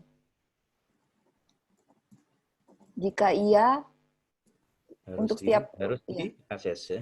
Ya, apakah setiap pelatihan harus diakses? Kalau misalnya iya harus diakses, perangkatnya harus berapa banyak, Pak? Dan jenisnya apa? Itu dulu Pak Surono. Terima kasih. Baik, pertanyaan dari Bu Utami. Wah, ini pertanyaan susah sekali. Udah pas lagi mau mengakses, ternyata keadaan yang ada tidak cocok. Ini adalah namanya kontingensi. Ternyata beda barangkali. Kalau memang semua yang dilakukan berbeda, tentu saja tidak bisa diakses. Mungkin ini adalah judul baru lagi. Ya. Karena sehingga Ibu Tami segera sampaikan kepada, kalau bertugas sebagai asesor, segera sampaikan kepada LSP-nya bahwa berarti sebenarnya di lapangan tidak seperti ini. Jadi bahwa dan itu ternyata di lapangan sudah berubah. Karena pada saat membuat standar kompetensi dulu pasti sesuai, tapi mungkin perkembangan zaman, maka ternyata beda sama sekali, maka ya kita tidak bisa lakukan asesmen itu buat kami, tapi kita sebagai asesor, segera kita catat, kemudian kita kembangkan standar kompetensi lagi atau melakukan revisi, kita usulkan. Dan untuk itu, untuk yang sudah ada, maka kita tidak bisa lakukan, Bu Tami. Kemudian Pak Reinhard, kualifikasi instruktur, apakah cukup dengan sertifikat instruktur saja? Ya, tentu saja pada saat kita sebagai lembaga pelatihan, tidak hanya sertifikat metodologi. Kalau dia mau terjun melatih, deliver, tentu saja harus punya persyaratan bahwa dia punya kompetensi teknis yang akan diajarkan tadi. Ya.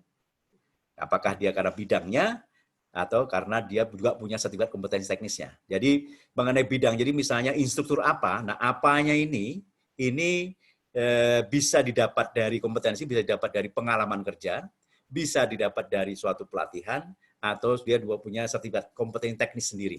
Itu Pak Reinhard, jadi lembaga pelatihan harus menentukan bahwa pelatih itu juga betul-betul kompeten untuk melatih ini, tentu saja dengan modul yang ditetapkan oleh lembaga pelatihannya. Bu Lis, ini apakah setiap pelatihan harus diuji kompetensi?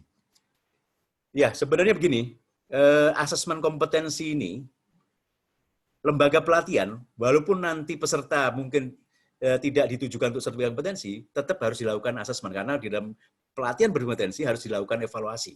Biasanya secara formatif. Itu dari secara formatif. Nah, karena kembali bahwa tidak setiap orang kerja itu sertifikatnya harus sertifikat kompetensi.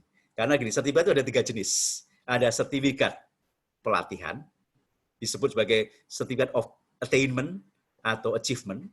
Kemudian ada sertifikat kompetensi, ini kalau berasal dari lembaga studi profesi. Ada lagi sertifikat misalnya untuk register.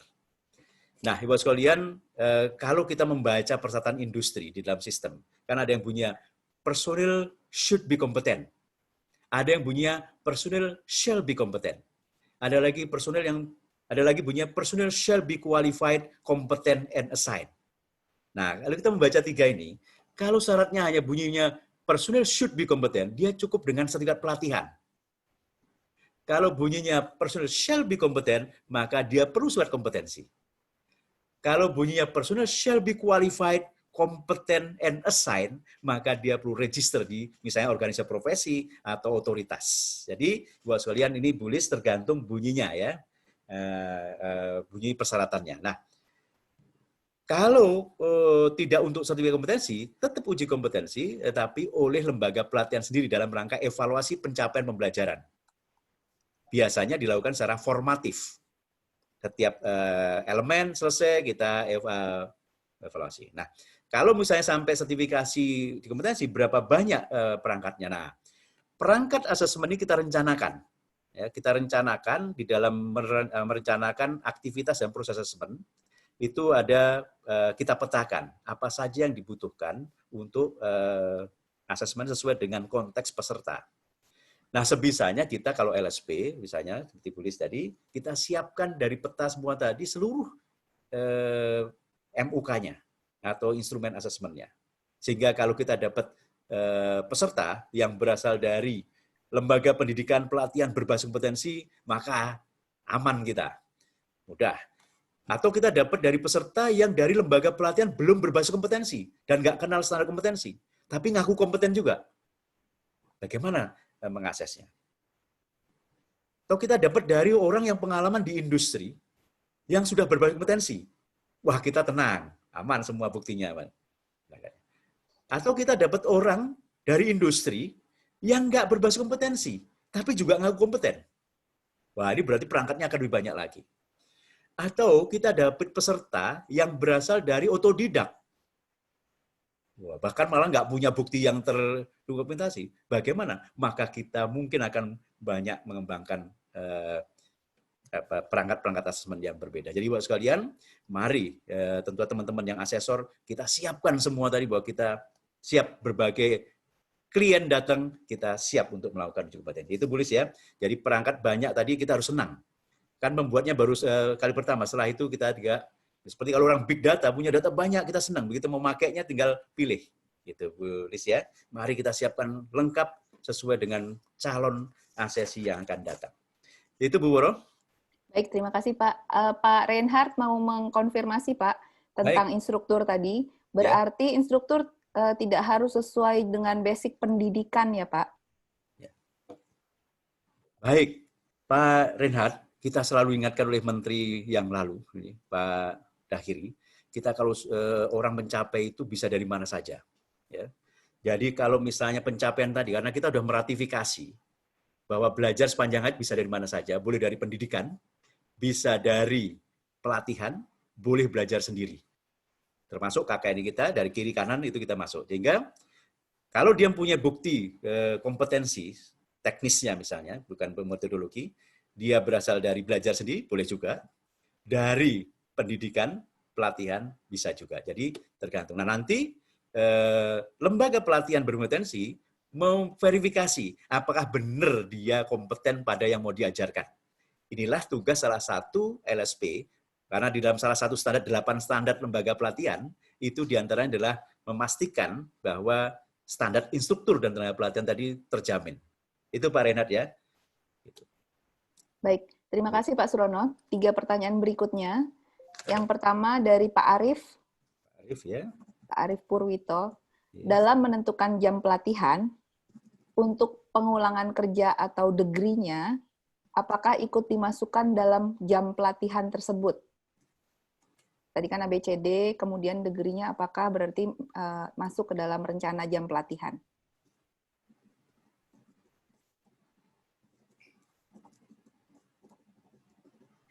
Oke.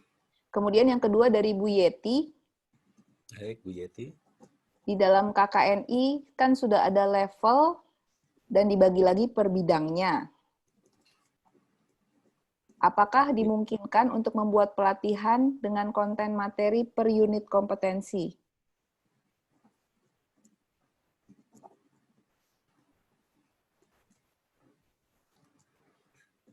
Pelatihan per unit ya. Ya. Ya. Kemudian yang ketiga dari Ibu Helmi. Ya.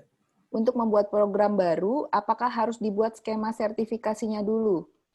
Karena yang saya dengar, skema harus sesuai dengan program, atau program harus sesuai dengan skema. Yang mana yang harus kita dahulukan, skema atau program? Oke. Itu dulu Pak Surono, terima kasih. Baik. Yang pertama Pak Arief ini mengenai jam pelatihan untuk pengulangan. Apa D termasuk dalam jam?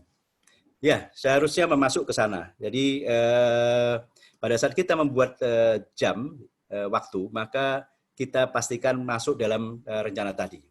Memang khusus kalau yang pakai pemagangan, nah ini mungkin harus diatur sendiri. Tapi kalau misalnya pelatihan yang langsung, kita sampaikan bahwa D-nya dicapai pada saat pelatihan, maka kita masukkan.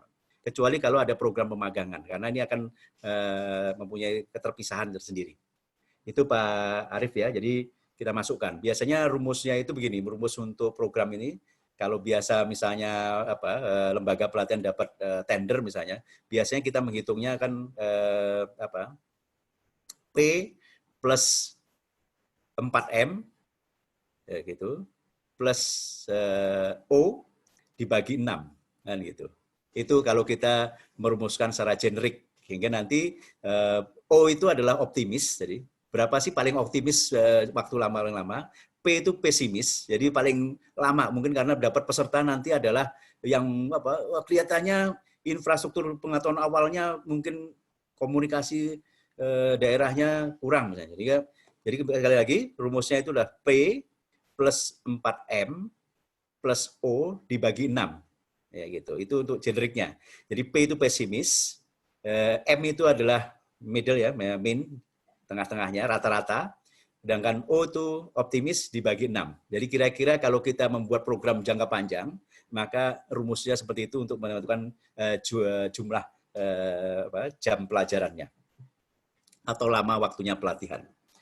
Kemudian Bu Yati, kalau KKN sudah ada level dan juga di bidangnya juga sudah ada, apakah mungkin membuat pelatihan per unit? Bu Yati, pelatihan ini sebenarnya mengenai KKN okupasi ada pilihan, tergantung program yang kita pakai. Jadi pelatihan itu programnya bisa per KKNI, bisa per okupasi, bisa juga per unit. Apalagi kalau pelatihannya untuk reskilling atau upskilling. Gitu. Jadi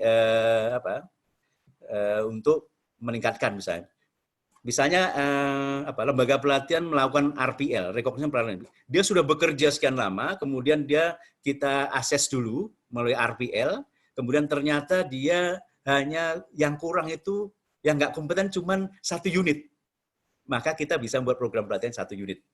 Jadi ini yang program. Bahkan permintaannya banyak untuk program pelatihan 1 unit, kita bisa lakukan 1 unit. Jadi program pelatihan ini sangat sesuai dengan kebutuhan. Tentu saja yang perencanaan juga dalam perencanaan kita bisa melakukan survei, kemudian kita buat program pelatihan sesuai dengan rencana strategis dari setiap lembaga pelatihan. Kemudian Bu Helmi, untuk membuat program pelatihan, membuat skema dulu. Ya, begini Bu Helmi. Jadi betul, ini tadi makanya saya buat pertama tadi adalah buat model interface-nya. Jadi kalau sudah ada skemanya, kita buat program pelatihan, kita buat informasi dari skema. Kalau sudah ada program pelatihannya dan juga ada petanya, kita membuat skema dari sana. Jadi mana yang duluan, jadi tidak tergantung mana saja. Jadi alhamdulillah kalau waktu kita buat program pelatihan sudah ada skemanya. Maka informasi semua yang tadi bisa kita dapatkan untuk buat program pelatihan dengan akurat. Nah, kalau misalnya buat program pelatihan belum ada skemanya, maka kita ya terpaksa membuat program pelatihan ini berdasarkan standar maupun yang ada di permintaan industri dan peta okupasi.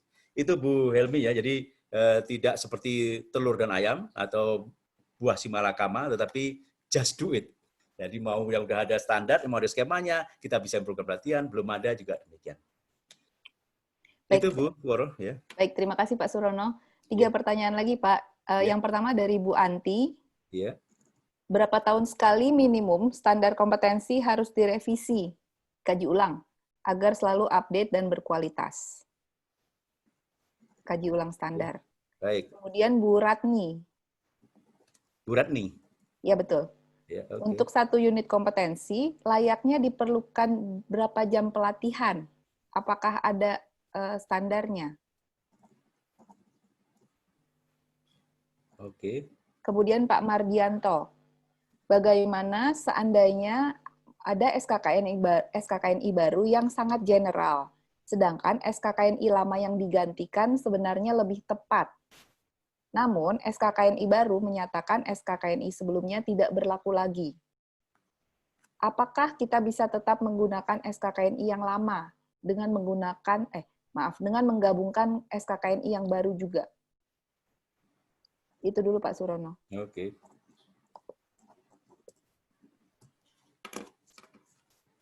Baik, yang pertama Bu Anti. Berapa tahun sekali kita lakukan? Ya, Bu Anti sebenarnya standar kompetensi termasuk yang harus menjadi dokumen yang hidup. Artinya setiap kali ada suatu perubahan teknologi, suatu perkembangan, maka mestinya segera dilakukan kaji ulang. Kalau kaji ulangnya bisa terus-menerus, tetapi menggantinya ini bisa mungkin ada waktu karena diperlukan waktu untuk suatu konsensus. Tapi harapan dengan sekarang ini adanya teknologi banyak sekali cara, maka kita bisa segera. Nah, ini beberapa teman misalnya di bidang IT, ini beberapa negara bahkan setiap tahun mereka melakukan kaji ulang.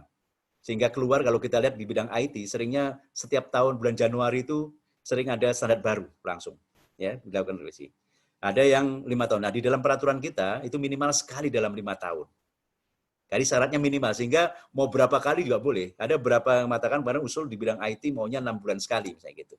Jadi tergantung dari permintaan Bu Anti. Tapi bahwa syaratnya di dalam peraturan adalah minimal, sehingga kita bisa melakukan berapa kali saja. Sehingga Bu Anti kalau melihat tadi ada syarat-syarat yang sudah tidak sesuai, maka bisa segera usulkan. Maka bidang-bidang tertentu atau organisasi atau pemerintah akan mengevaluasi mana-mana apakah terjadi tuntutan untuk perubahan tadi, Bu Anti. Jadi tidak ada batas waktunya, tapi kita bisa segera mengajukan saja. Bu Ratni, ini berapa lama setiap unit kompetensi? Bu Ratni, ini sangat tergantung dari setiap unit kompetensi. Ya. Jadi tidak ada standarnya khusus, sehingga justru tadi rumusnya tadi adalah berupa rumus. Ya. Nah, berapa lama dari pengalaman Bu Ratni, misalnya P-nya paling pesimis itu berapa lama sih misalnya? Pesimisnya biasanya misalnya melakukannya 10 hari, yang optimisnya 2 hari jadi, rata-rata 4 hari misalnya. Maka kita bisa tahu perkiraannya tadi. Jadi dari pengalaman yang ada kita bisa bangun berapa lama standar tadi dengan rumus tadi. Biasanya rumus-rumus ini digunakan kalau teman-teman LPK, seperti punya Pak Budiman ini, kalau misalnya dapat tender ya Pak Budiman ya, jadi nanti bagaimana menentukan perkiraan nanti berapa lama tadi. Ya, gitu. Kemudian Pak Mardianto, ini SKKI yang baru general.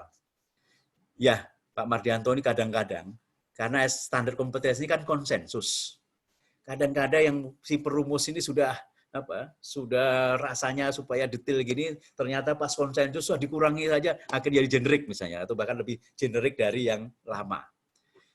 Nah, apakah masih jadi pakai yang lama? Kalau tidak bertentangan dan itu membantu, sebenarnya tidak ada masalah. Makanya kalau kita lihat standar Australia, itu biasanya standar yang lama, ada yang dia hanya ada yang current, ada yang masih berlaku. Kemudian lama-lama baru ada yang dicabut. Jadi ada tahap. Memang kalau di SKK ini kita begitu yang baru, maka yang lama dicabut. Jadi ada beberapa negara membuat suatu transisi. Ya. Tapi kalau dia tidak bertentangan, dia hanya menjadi sangat lebih general, maka sebenarnya tidak ada masalah asal tidak bertentangan dengan standar baru. Karena itulah namanya konsensus. Konsensus salah satu kalau dibacakan waktu kita konsensus standar itu kan atau konvensi, salah satunya adalah kita harus sacrifice ya, bahwa kemungkinan usulan kita tidak diterima kan begitu. Apalagi di dalam inovasi baru Pak Mardianto itu ada teori namanya the chasm. Jadi grafiknya penerimaan itu begini naik baru turun lagi. Orang yang menerima inovasi baru pertama itu biasanya cuma sekitar 13% early adopter itu. Ya. Kemudian kita harus meyakinkan lagi 32% itu berat. Harus mulai apakah endorser, influencer atau ini untuk mencapai. Sehingga kalau kita tiba-tiba inovasi baru langsung voting atau konsensus, kadang-kadang inovasi baru suka kalah pertama. Maka kita harus pelajari kuat dulu, baru bagaimana kita bangun. Jadi kadang-kadang Pak Mardianto, kok ini standar yang barunya kok lebih generik. Ya, gitu. Jadi itulah konsensus namanya. Tapi terus kita tetap harus semangat untuk bagaimana kita memperkaya. Nah, memperkayanya di mana? Maka memperkayanya di program pelatihan dan modul pelatihan. Ini yang harus kita perkaya. Kalau standarnya sangat generik. Dan itu memang tugas berat dari para pelatih. Itu Pak Mardianto. Ya, silakan Bu Woro. Masih ada? Baik, masih banyak Pak. 3 pertanyaan selanjutnya.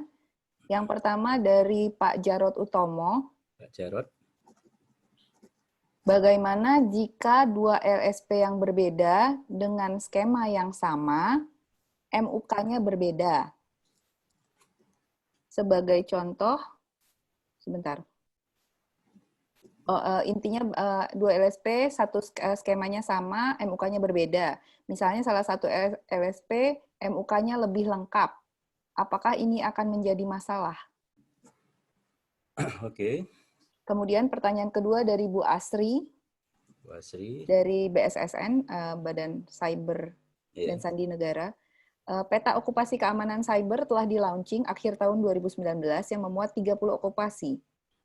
Dari 30 okupasi tersebut, 19 okupasi telah lengkap SKKNI-nya. Sisanya akan disusun sampai 2024. Okay. Nah, 19 okupasi yang ada itu, beberapa di antaranya akan dikaji ulang.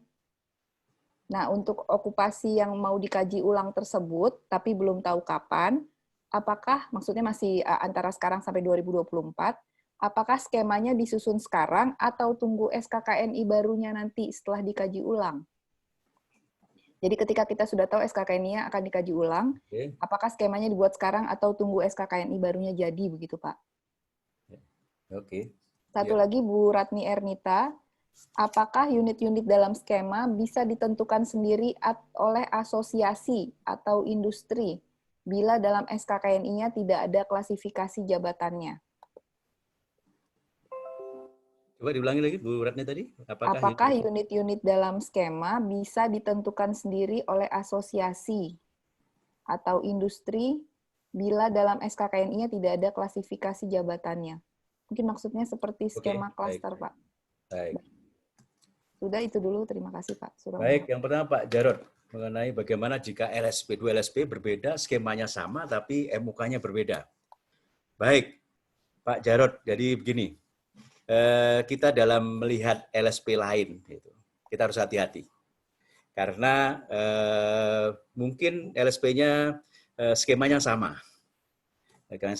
Kemudian tetapi MUK-nya berbeda. Nah, tapi begini, jadi pertama pada saat kita mengembangkan skema atau di dalam membuat perencanaan asesmen, kita harus melihat bahwa kita bisa mungkin, kenapa beda MUK-nya, mungkin pada saat pendekatan asesmen, itu, saya matikan. Pertama, bisa beda target tujuan asesmen. Misalnya targetnya siapa? Peserta itu bisa tadi adalah hasil pendidikan atau proses pelatihan. Bisa juga pesertanya berasal dari industri.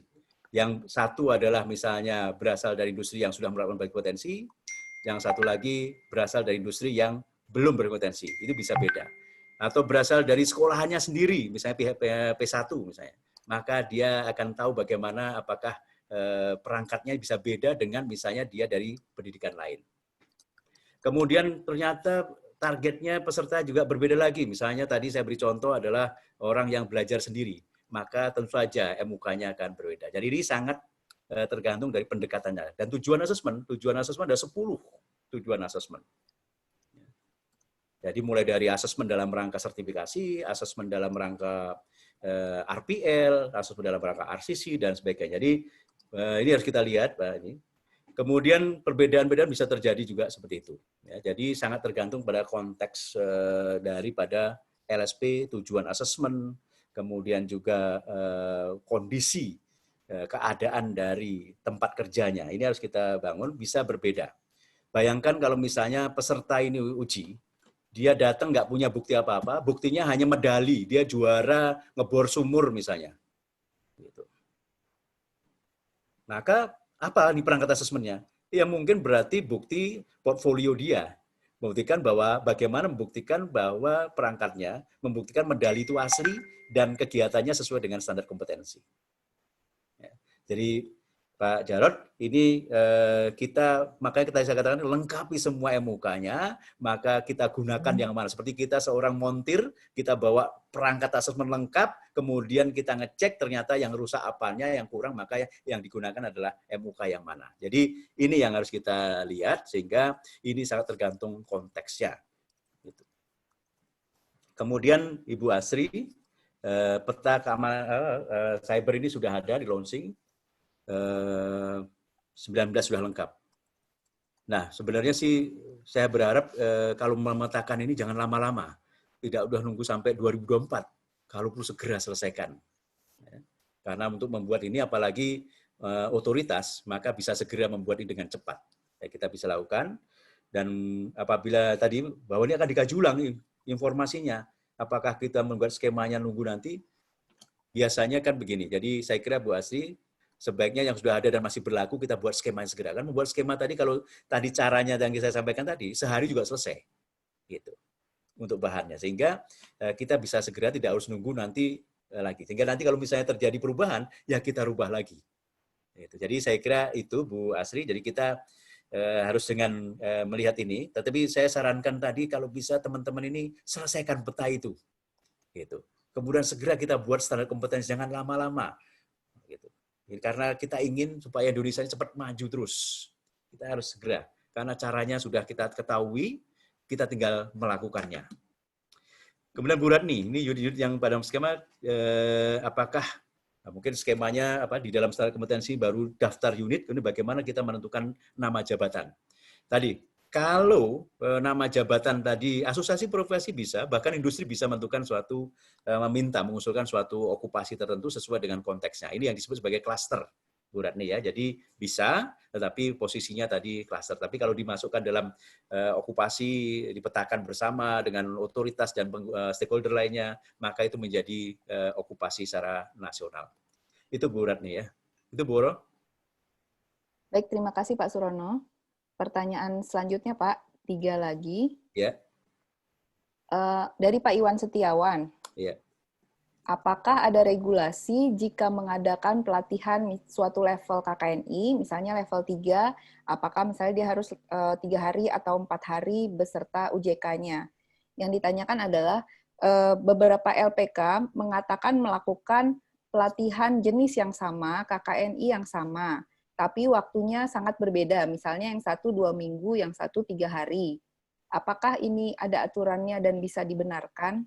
Mohon petunjuk Pak Surono. Baik. Yang kedua siapa lagi? Yang kedua dari Pak Teguh Widakdo. Mohon tanya, pada program pelatihan pemagangan di suatu perusahaan, pemagangan, bagaimana dilakukan asesmen jika program pelatihan yang disusun mengacu pada job deskripsi, tapi tidak sesuai dengan skema sertifikasi di LSP?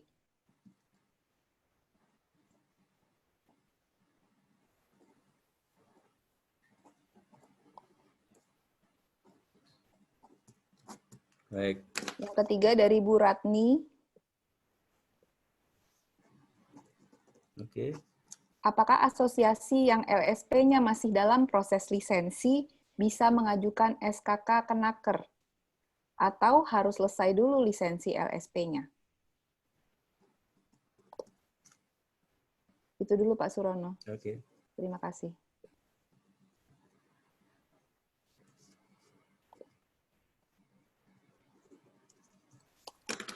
Baik. Yang pertama Pak Iwan, apakah ada regulasi yang mengatur waktu pelatihan seperti KKNI? Ya, Pak Iwan begini. Jadi di era sekarang bahwa kalau dulu kita hanya satu kuadran ya di dalam menyelenggarakan pelatihan itu tatap muka, sinkronus, luring kan gitu. Sekarang ini di era ini berkembang 3 kuadran lagi, yaitu yang sinkronus daring, ada asinkronus daring, ada luring, asinkronus dan sebagainya. Jadi ada beberapa metode sekarang ini, sehingga memang memungkinkan mungkin perbedaan di dalam waktu.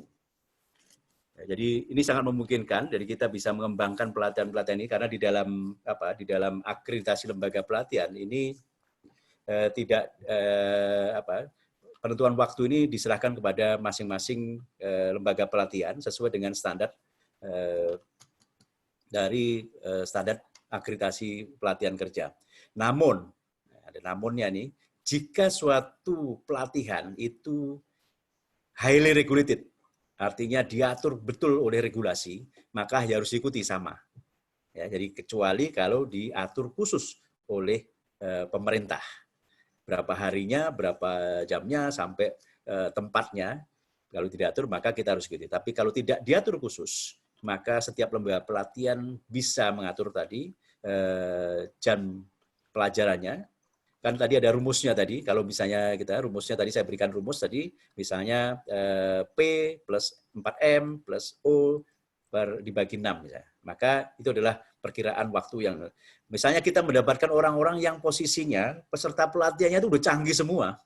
Dia mungkin hanya pengalaman dulu semua, dia hanya upskilling misalnya. Maka sebenarnya mungkin waktunya, apalagi kalau hasil RPL, maka akan beda lagi waktunya. Jadi Pak Iwan ini sangat tergantung. Jadi di dalam pedoman di dalam akreditasi kita di dalam menentukan waktu ini termasuk tadi di dalam SKKNI pengembangan program pelatihan sudah ada bagaimana menentukannya. Justru kita yang menetapkan tadi, kecuali yang diatur oleh regulasi, Pak. Kemudian Pak Teguh, ini pemagangan. Pemagangan ini, ya ini memang betul pemagangan ini satu hal yang barangkali memang perlu kita diskusikan khusus nanti. Karena kadang-kadang tadi pemagangan, misalnya pemagangan yang menyerahkan pelasah bongkoan, pokoknya terserah apa yang mau industri lakukan. Ya. Seharusnya pemagangan harus dirancang, mulai dari program pelatihannya. Kalau dia tadi untuk menentukan D-nya, ternyata lembaga pelatihan atau lembaga pendidikan hanya mampu misalnya sekali praktek, padahal dibutuhkan 10 kali, maka pemegangnya sampai. Nah, apalagi pertanyaannya bagaimana kalau tidak sesuai skema? Nah, ini yang lebih sulit lagi. Jadi, pelatihannya tidak sesuai skema, karena tadi memang harus semua terintegrasi dalam pemagangan tadi, mulai dari program pelatihannya, skema sertifikasinya, sampai modul dan perangkat asesmen. Ini harus kita pastikan program pemagangan dari Pak Teguh ya. Jadi sulit bagi LSP kalau mau sertifikasi ternyata yang dipelajari pada pemagangan tidak sesuai dengan skema sertifikasi, tentu saja nggak nyambung. Maka sekarang ini teman-teman dari lembaga sertifikasi dan industri di dalam pengelola pemagangan mereka berusaha untuk bagaimana berharmonisasi dengan sertifikasi. Sehingga kita pastikan bahwa peserta nanti betul-betul selesai pemagangan itu betul-betul mencapai kualifikasinya. Jadi D-nya semua tercapai. Bukan A, B, C-nya saja, tapi D-nya tercapai. Itu Pak Teguh. Kemudian Bu Ratni, apakah asosiasi profesi belum LSP-nya belum jadi, boleh mengajukan SKK? Ya, mengajukan SKK boleh siapa saja kepada Kementerian Tenaga Kerja. Nanti Kementerian Tenaga Kerja akan memverifikasi tujuannya untuk apa. Kalau dia secara khusus, maka khusus untuk siapa saja. Mungkin anggota organ profesinya atau profesi yang beserta pemangku kepentingannya Bu Ratni ya. Jadi kalau mengajukan SKK, ya tentu saja asosiasi profesi boleh untuk itu ke Penaker untuk diregister. Itu Bu Woro. Baik Pak. 3 lagi Pak terakhir. Oke. Yang pertama dari Pak Cece Sutapa. Oke, Pak Cece ya. KKNI pengelolaan SPAM hanya sampai level 7. Apakah hal ini bertentangan dengan perpresnya? Ini mungkin perpres tentang KKNI yang sampai level 1 sampai 9, Pak. Oke. Kemudian yang kedua dari Ibu Lis. Dengan adanya peta okupasi keamanan cyber, sudah ada beberapa LSP yang akan mengambil skema sertifikasi profesi dalam peta okupasi tersebut. Maksudnya sudah ada LSP yang mengajukan untuk skemanya digunakan. Namun, belum ada lembaga pelatihan yang mengadakan pelatihannya. Apa saran Bapak? Apakah boleh BSSN lakukan workshop sambil menunggu lembaga pelatihan mengadakan pelatihan sesuai dengan skema sertifikasi yang diambil oleh LSP tersebut? Baik. Oke, satu lagi. Yang ketiga dari Pak Heri Budi Utomo. Pak Heri Budi, kenapa dalam skema sertifikasi saat mengajukan verifikasi... Nggak jelas tadi suara putus. Maaf, dari Pak Heri, Ya. Heri Budi Utomo. Ya. Pertanyaannya, mengapa dalam skema sertifikasi saat mengajukan ke BNSP tidak boleh menuliskan metode asesmen? Padahal di pedoman BNSP 201, klausul 921, diminta menetapkan metode asesmen dalam skema. Oke, baik. Itu aja. Baik, terima kasih Pak Surono. Baik. Yang pertama Pak Cece, ini mengenai KKN ini pengolahan apa tadi ST apa itu? Hanya level 7. Sistem penyediaan air minum Pak ternyata. Oh, oke, Terima kasih Pak Cece. Baik Pak Cece. Mohon maaf saya tidak tahu. Apakah ini bertentangan dengan Perpres? Ya, begini Pak, tidak tentu saja karena di dalam menyusun KKN ini tadi kadang tidak semua level ada.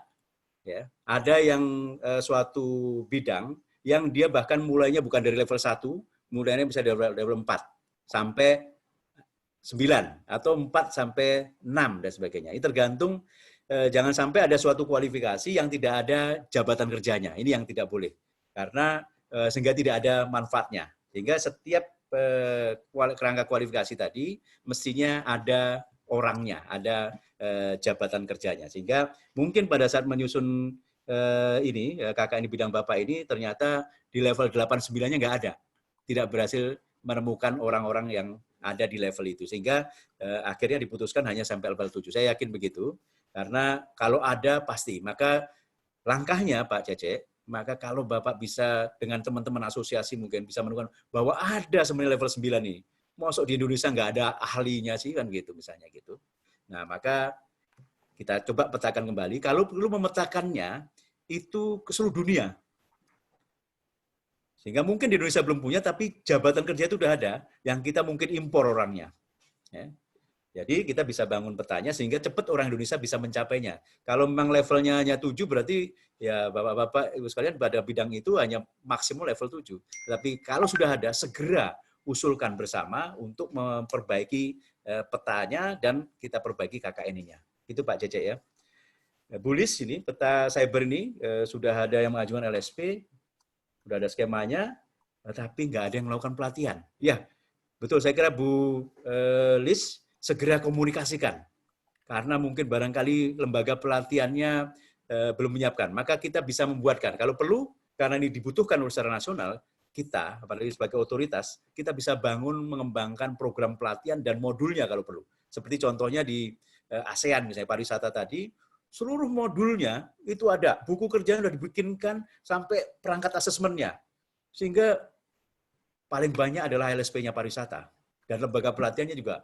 Karena semua sudah lengkap. Gitu. Karena kadang-kadang beberapa orang ini membuat modul agak susah. Membuat program pelatihan susah. Tapi karena kita sudah tahu tadi interface-nya, membuat modul, membuat perangkat, membuat program itu cepat kita bisa lakukan. Nggak usah lama-lama. Dan tetap akurat dan berkualitas. Itu Bu Lis ya.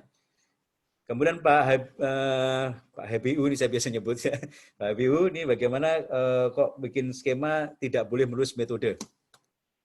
Tadi saya sampaikan, saya kira skemanya memang harusnya metodenya kita tuliskan Pak. Di dalam peraturan BNSP saya kira ada di situ bagaimana metodenya. Hanya tentu saja memang kita lihat dalam menuliskan metode tadi, kita akan lihat target sasaran dari skema ini seperti apa? Apakah 5 target semua tadi yang saya sebutkan atau tidak? Sehingga kita bisa menampilkan secara generik seperti apa metode-metode yang kita lakukan. Tentu saja Pak HBU, Pak Heri bisa, saya kira. Ini di aturan BNSP juga mengatakan ada. Saya kira mestinya tidak ada masalah Pak Heri. Mungkin kalau misalnya tidak boleh tadi mungkin miskomunikasi saja. Itu Bu Woro. Baik, terima kasih Pak Surono. Kita berikan aplaus yang meriah untuk Pak Surono. Mungkin aplaus virtual. Terima kasih banyak Pak Surono. Boleh minta sedikit penutupnya, Pak Surono? Baik, Ibu sekalian, alhamdulillah kita bersyukur bahwa untuk membangun SDM berkompetensi ini sekarang ini seperti selalu disampaikan oleh Presiden kita sekarang ini bukan siapa yang paling pandai, tapi siapa yang paling cepat. Dan tadi dengan sudah adanya model interface tadi, antara standar kompetensi, SOP perusahaan, kurikulum, asesmen, maka kita bisa membuat dengan segera. Kita siapkan SOP di workplace dan juga di laboratorium kita. Kalau bisa seluruh unit kompetensi yang keluar dalam satu, kita jadikan SOP semua. Sehingga anak-anak kita begitu praktek sudah semua standar kompetensi. Dengan segera. Kemudian di lembaga pelatihan segera, begitu ada standar kompetensi, kalau perlu per unit kita buatkan program pelatihannya, juga okupasi, juga klaster kita buatkan, termasuk modul pelatihannya kita buat segera. Teman-teman di sini juga beberapa sudah pernah mencoba membuat modul seperti Bu Retno ini 4 hari selesai, sekarang udah mungkin 2 hari selesai buat modul. Nah, jadi punya pengalaman ini karena interface tadi mudah. Kemudian perangkat asesmennya kita juga mudah, kita membuatnya kita dengan cepat. Bagaimana kita buat sehingga semua platform, model suatu pembelajaran semua bisa kita isi dengan cepat ini, maka ini menjadi kecepatan kita untuk Indonesia segera, orang Indonesia ini bisa segera kompeten semua, dan kita bisa menjadi maju. Jadi sekali lagi, saya mengajak Bapak sekalian, yang pertama, mari kita selesaikan semua peta. Kalau bisa tahun ini kita bisa selesaikan secara kolosal. Yang kedua, kita segera buat program pelatihan dengan cepat. Ya. Jangan nunggu lama-lama. Kalau bisa ini liburan anak sekolah untuk yang vokasional, kita selesaikan seluruh program pembelajarannya. Gitu. Kemudian segera kita buat perangkat asesmennya dengan lengkap untuk semua segala macam calon asesi. Sekali lagi, ini adalah kesempatan baik untuk membangun sistem pendidikan kita dan pelatihan kita berbasis kompetensi dengan akurat dan cepat. Terima kasih. Wassalamualaikum warahmatullahi wabarakatuh. Waalaikumsalam warahmatullahi wabarakatuh. Terima kasih Pak Surono. Terima kasih Bapak Ibu yang sudah bergabung dengan webinar kami kali ini. Mohon nanti setelah webinar ini Bapak Ibu mengisi feedback yang linknya sudah ada di chat Bapak Ibu. Jika ada yang belum mendapatkannya, bisa minta di saya, nanti saya WA-kan. Kemudian yang kedua, e-sertifikatnya akan kami berikan 2 hari dari sekarang, berarti hari Jumat kira-kira, ke email Bapak dan Ibu. Kalau Bapak Ibu lebih suka mendapatkannya di WA, boleh chat saya, nanti saya kirim juga ke WA Bapak Ibu. Kemudian, webinar ini adalah cara kami, CKP CBT Center, untuk memberikan awareness tentang topik-topik apa yang kami kuasai. Kalau Bapak Ibu tertarik untuk mendapatkan pelatihan kami dengan lebih lengkap, yang nantinya tujuannya memastikan agar Bapak Ibu kompeten 100% pada judulnya, kami juga menyediakan pelatihan-pelatihan berbasis kompetensi baik online maupun offline. Silakan hubungi kami untuk mendapatkan list pelayanan kami dan juga harganya. Itu saja Bapak Ibu. Terima kasih banyak atas kehadiran Bapak dan Ibu pada webinar kami. Sampai jumpa pada webinar kami selanjutnya. Kira-kira akan kami adakan di minggu depan hari Sabtu. Nanti akan kami kabari secepatnya. Tertunda kemarin, karena 2 minggu. Udah jalan berapa hari, kan berhenti tengah jalan. Nah, sambung. Pak Ibu, ini saya sebentar lagi kita, kalau Bapak Ibu sudi, kita akan berfoto bersama, jadi akan saya unmute juga. Kalau Bapak Ibu mau meninggalkan tempat duluan, tidak masalah. Terima kasih, mudah-mudahan hari ini bermanfaat. Saya tutup sekian. Assalamualaikum warahmatullahi wabarakatuh. Ibu sekalian. Yang tertunda sebelum WFH Corona.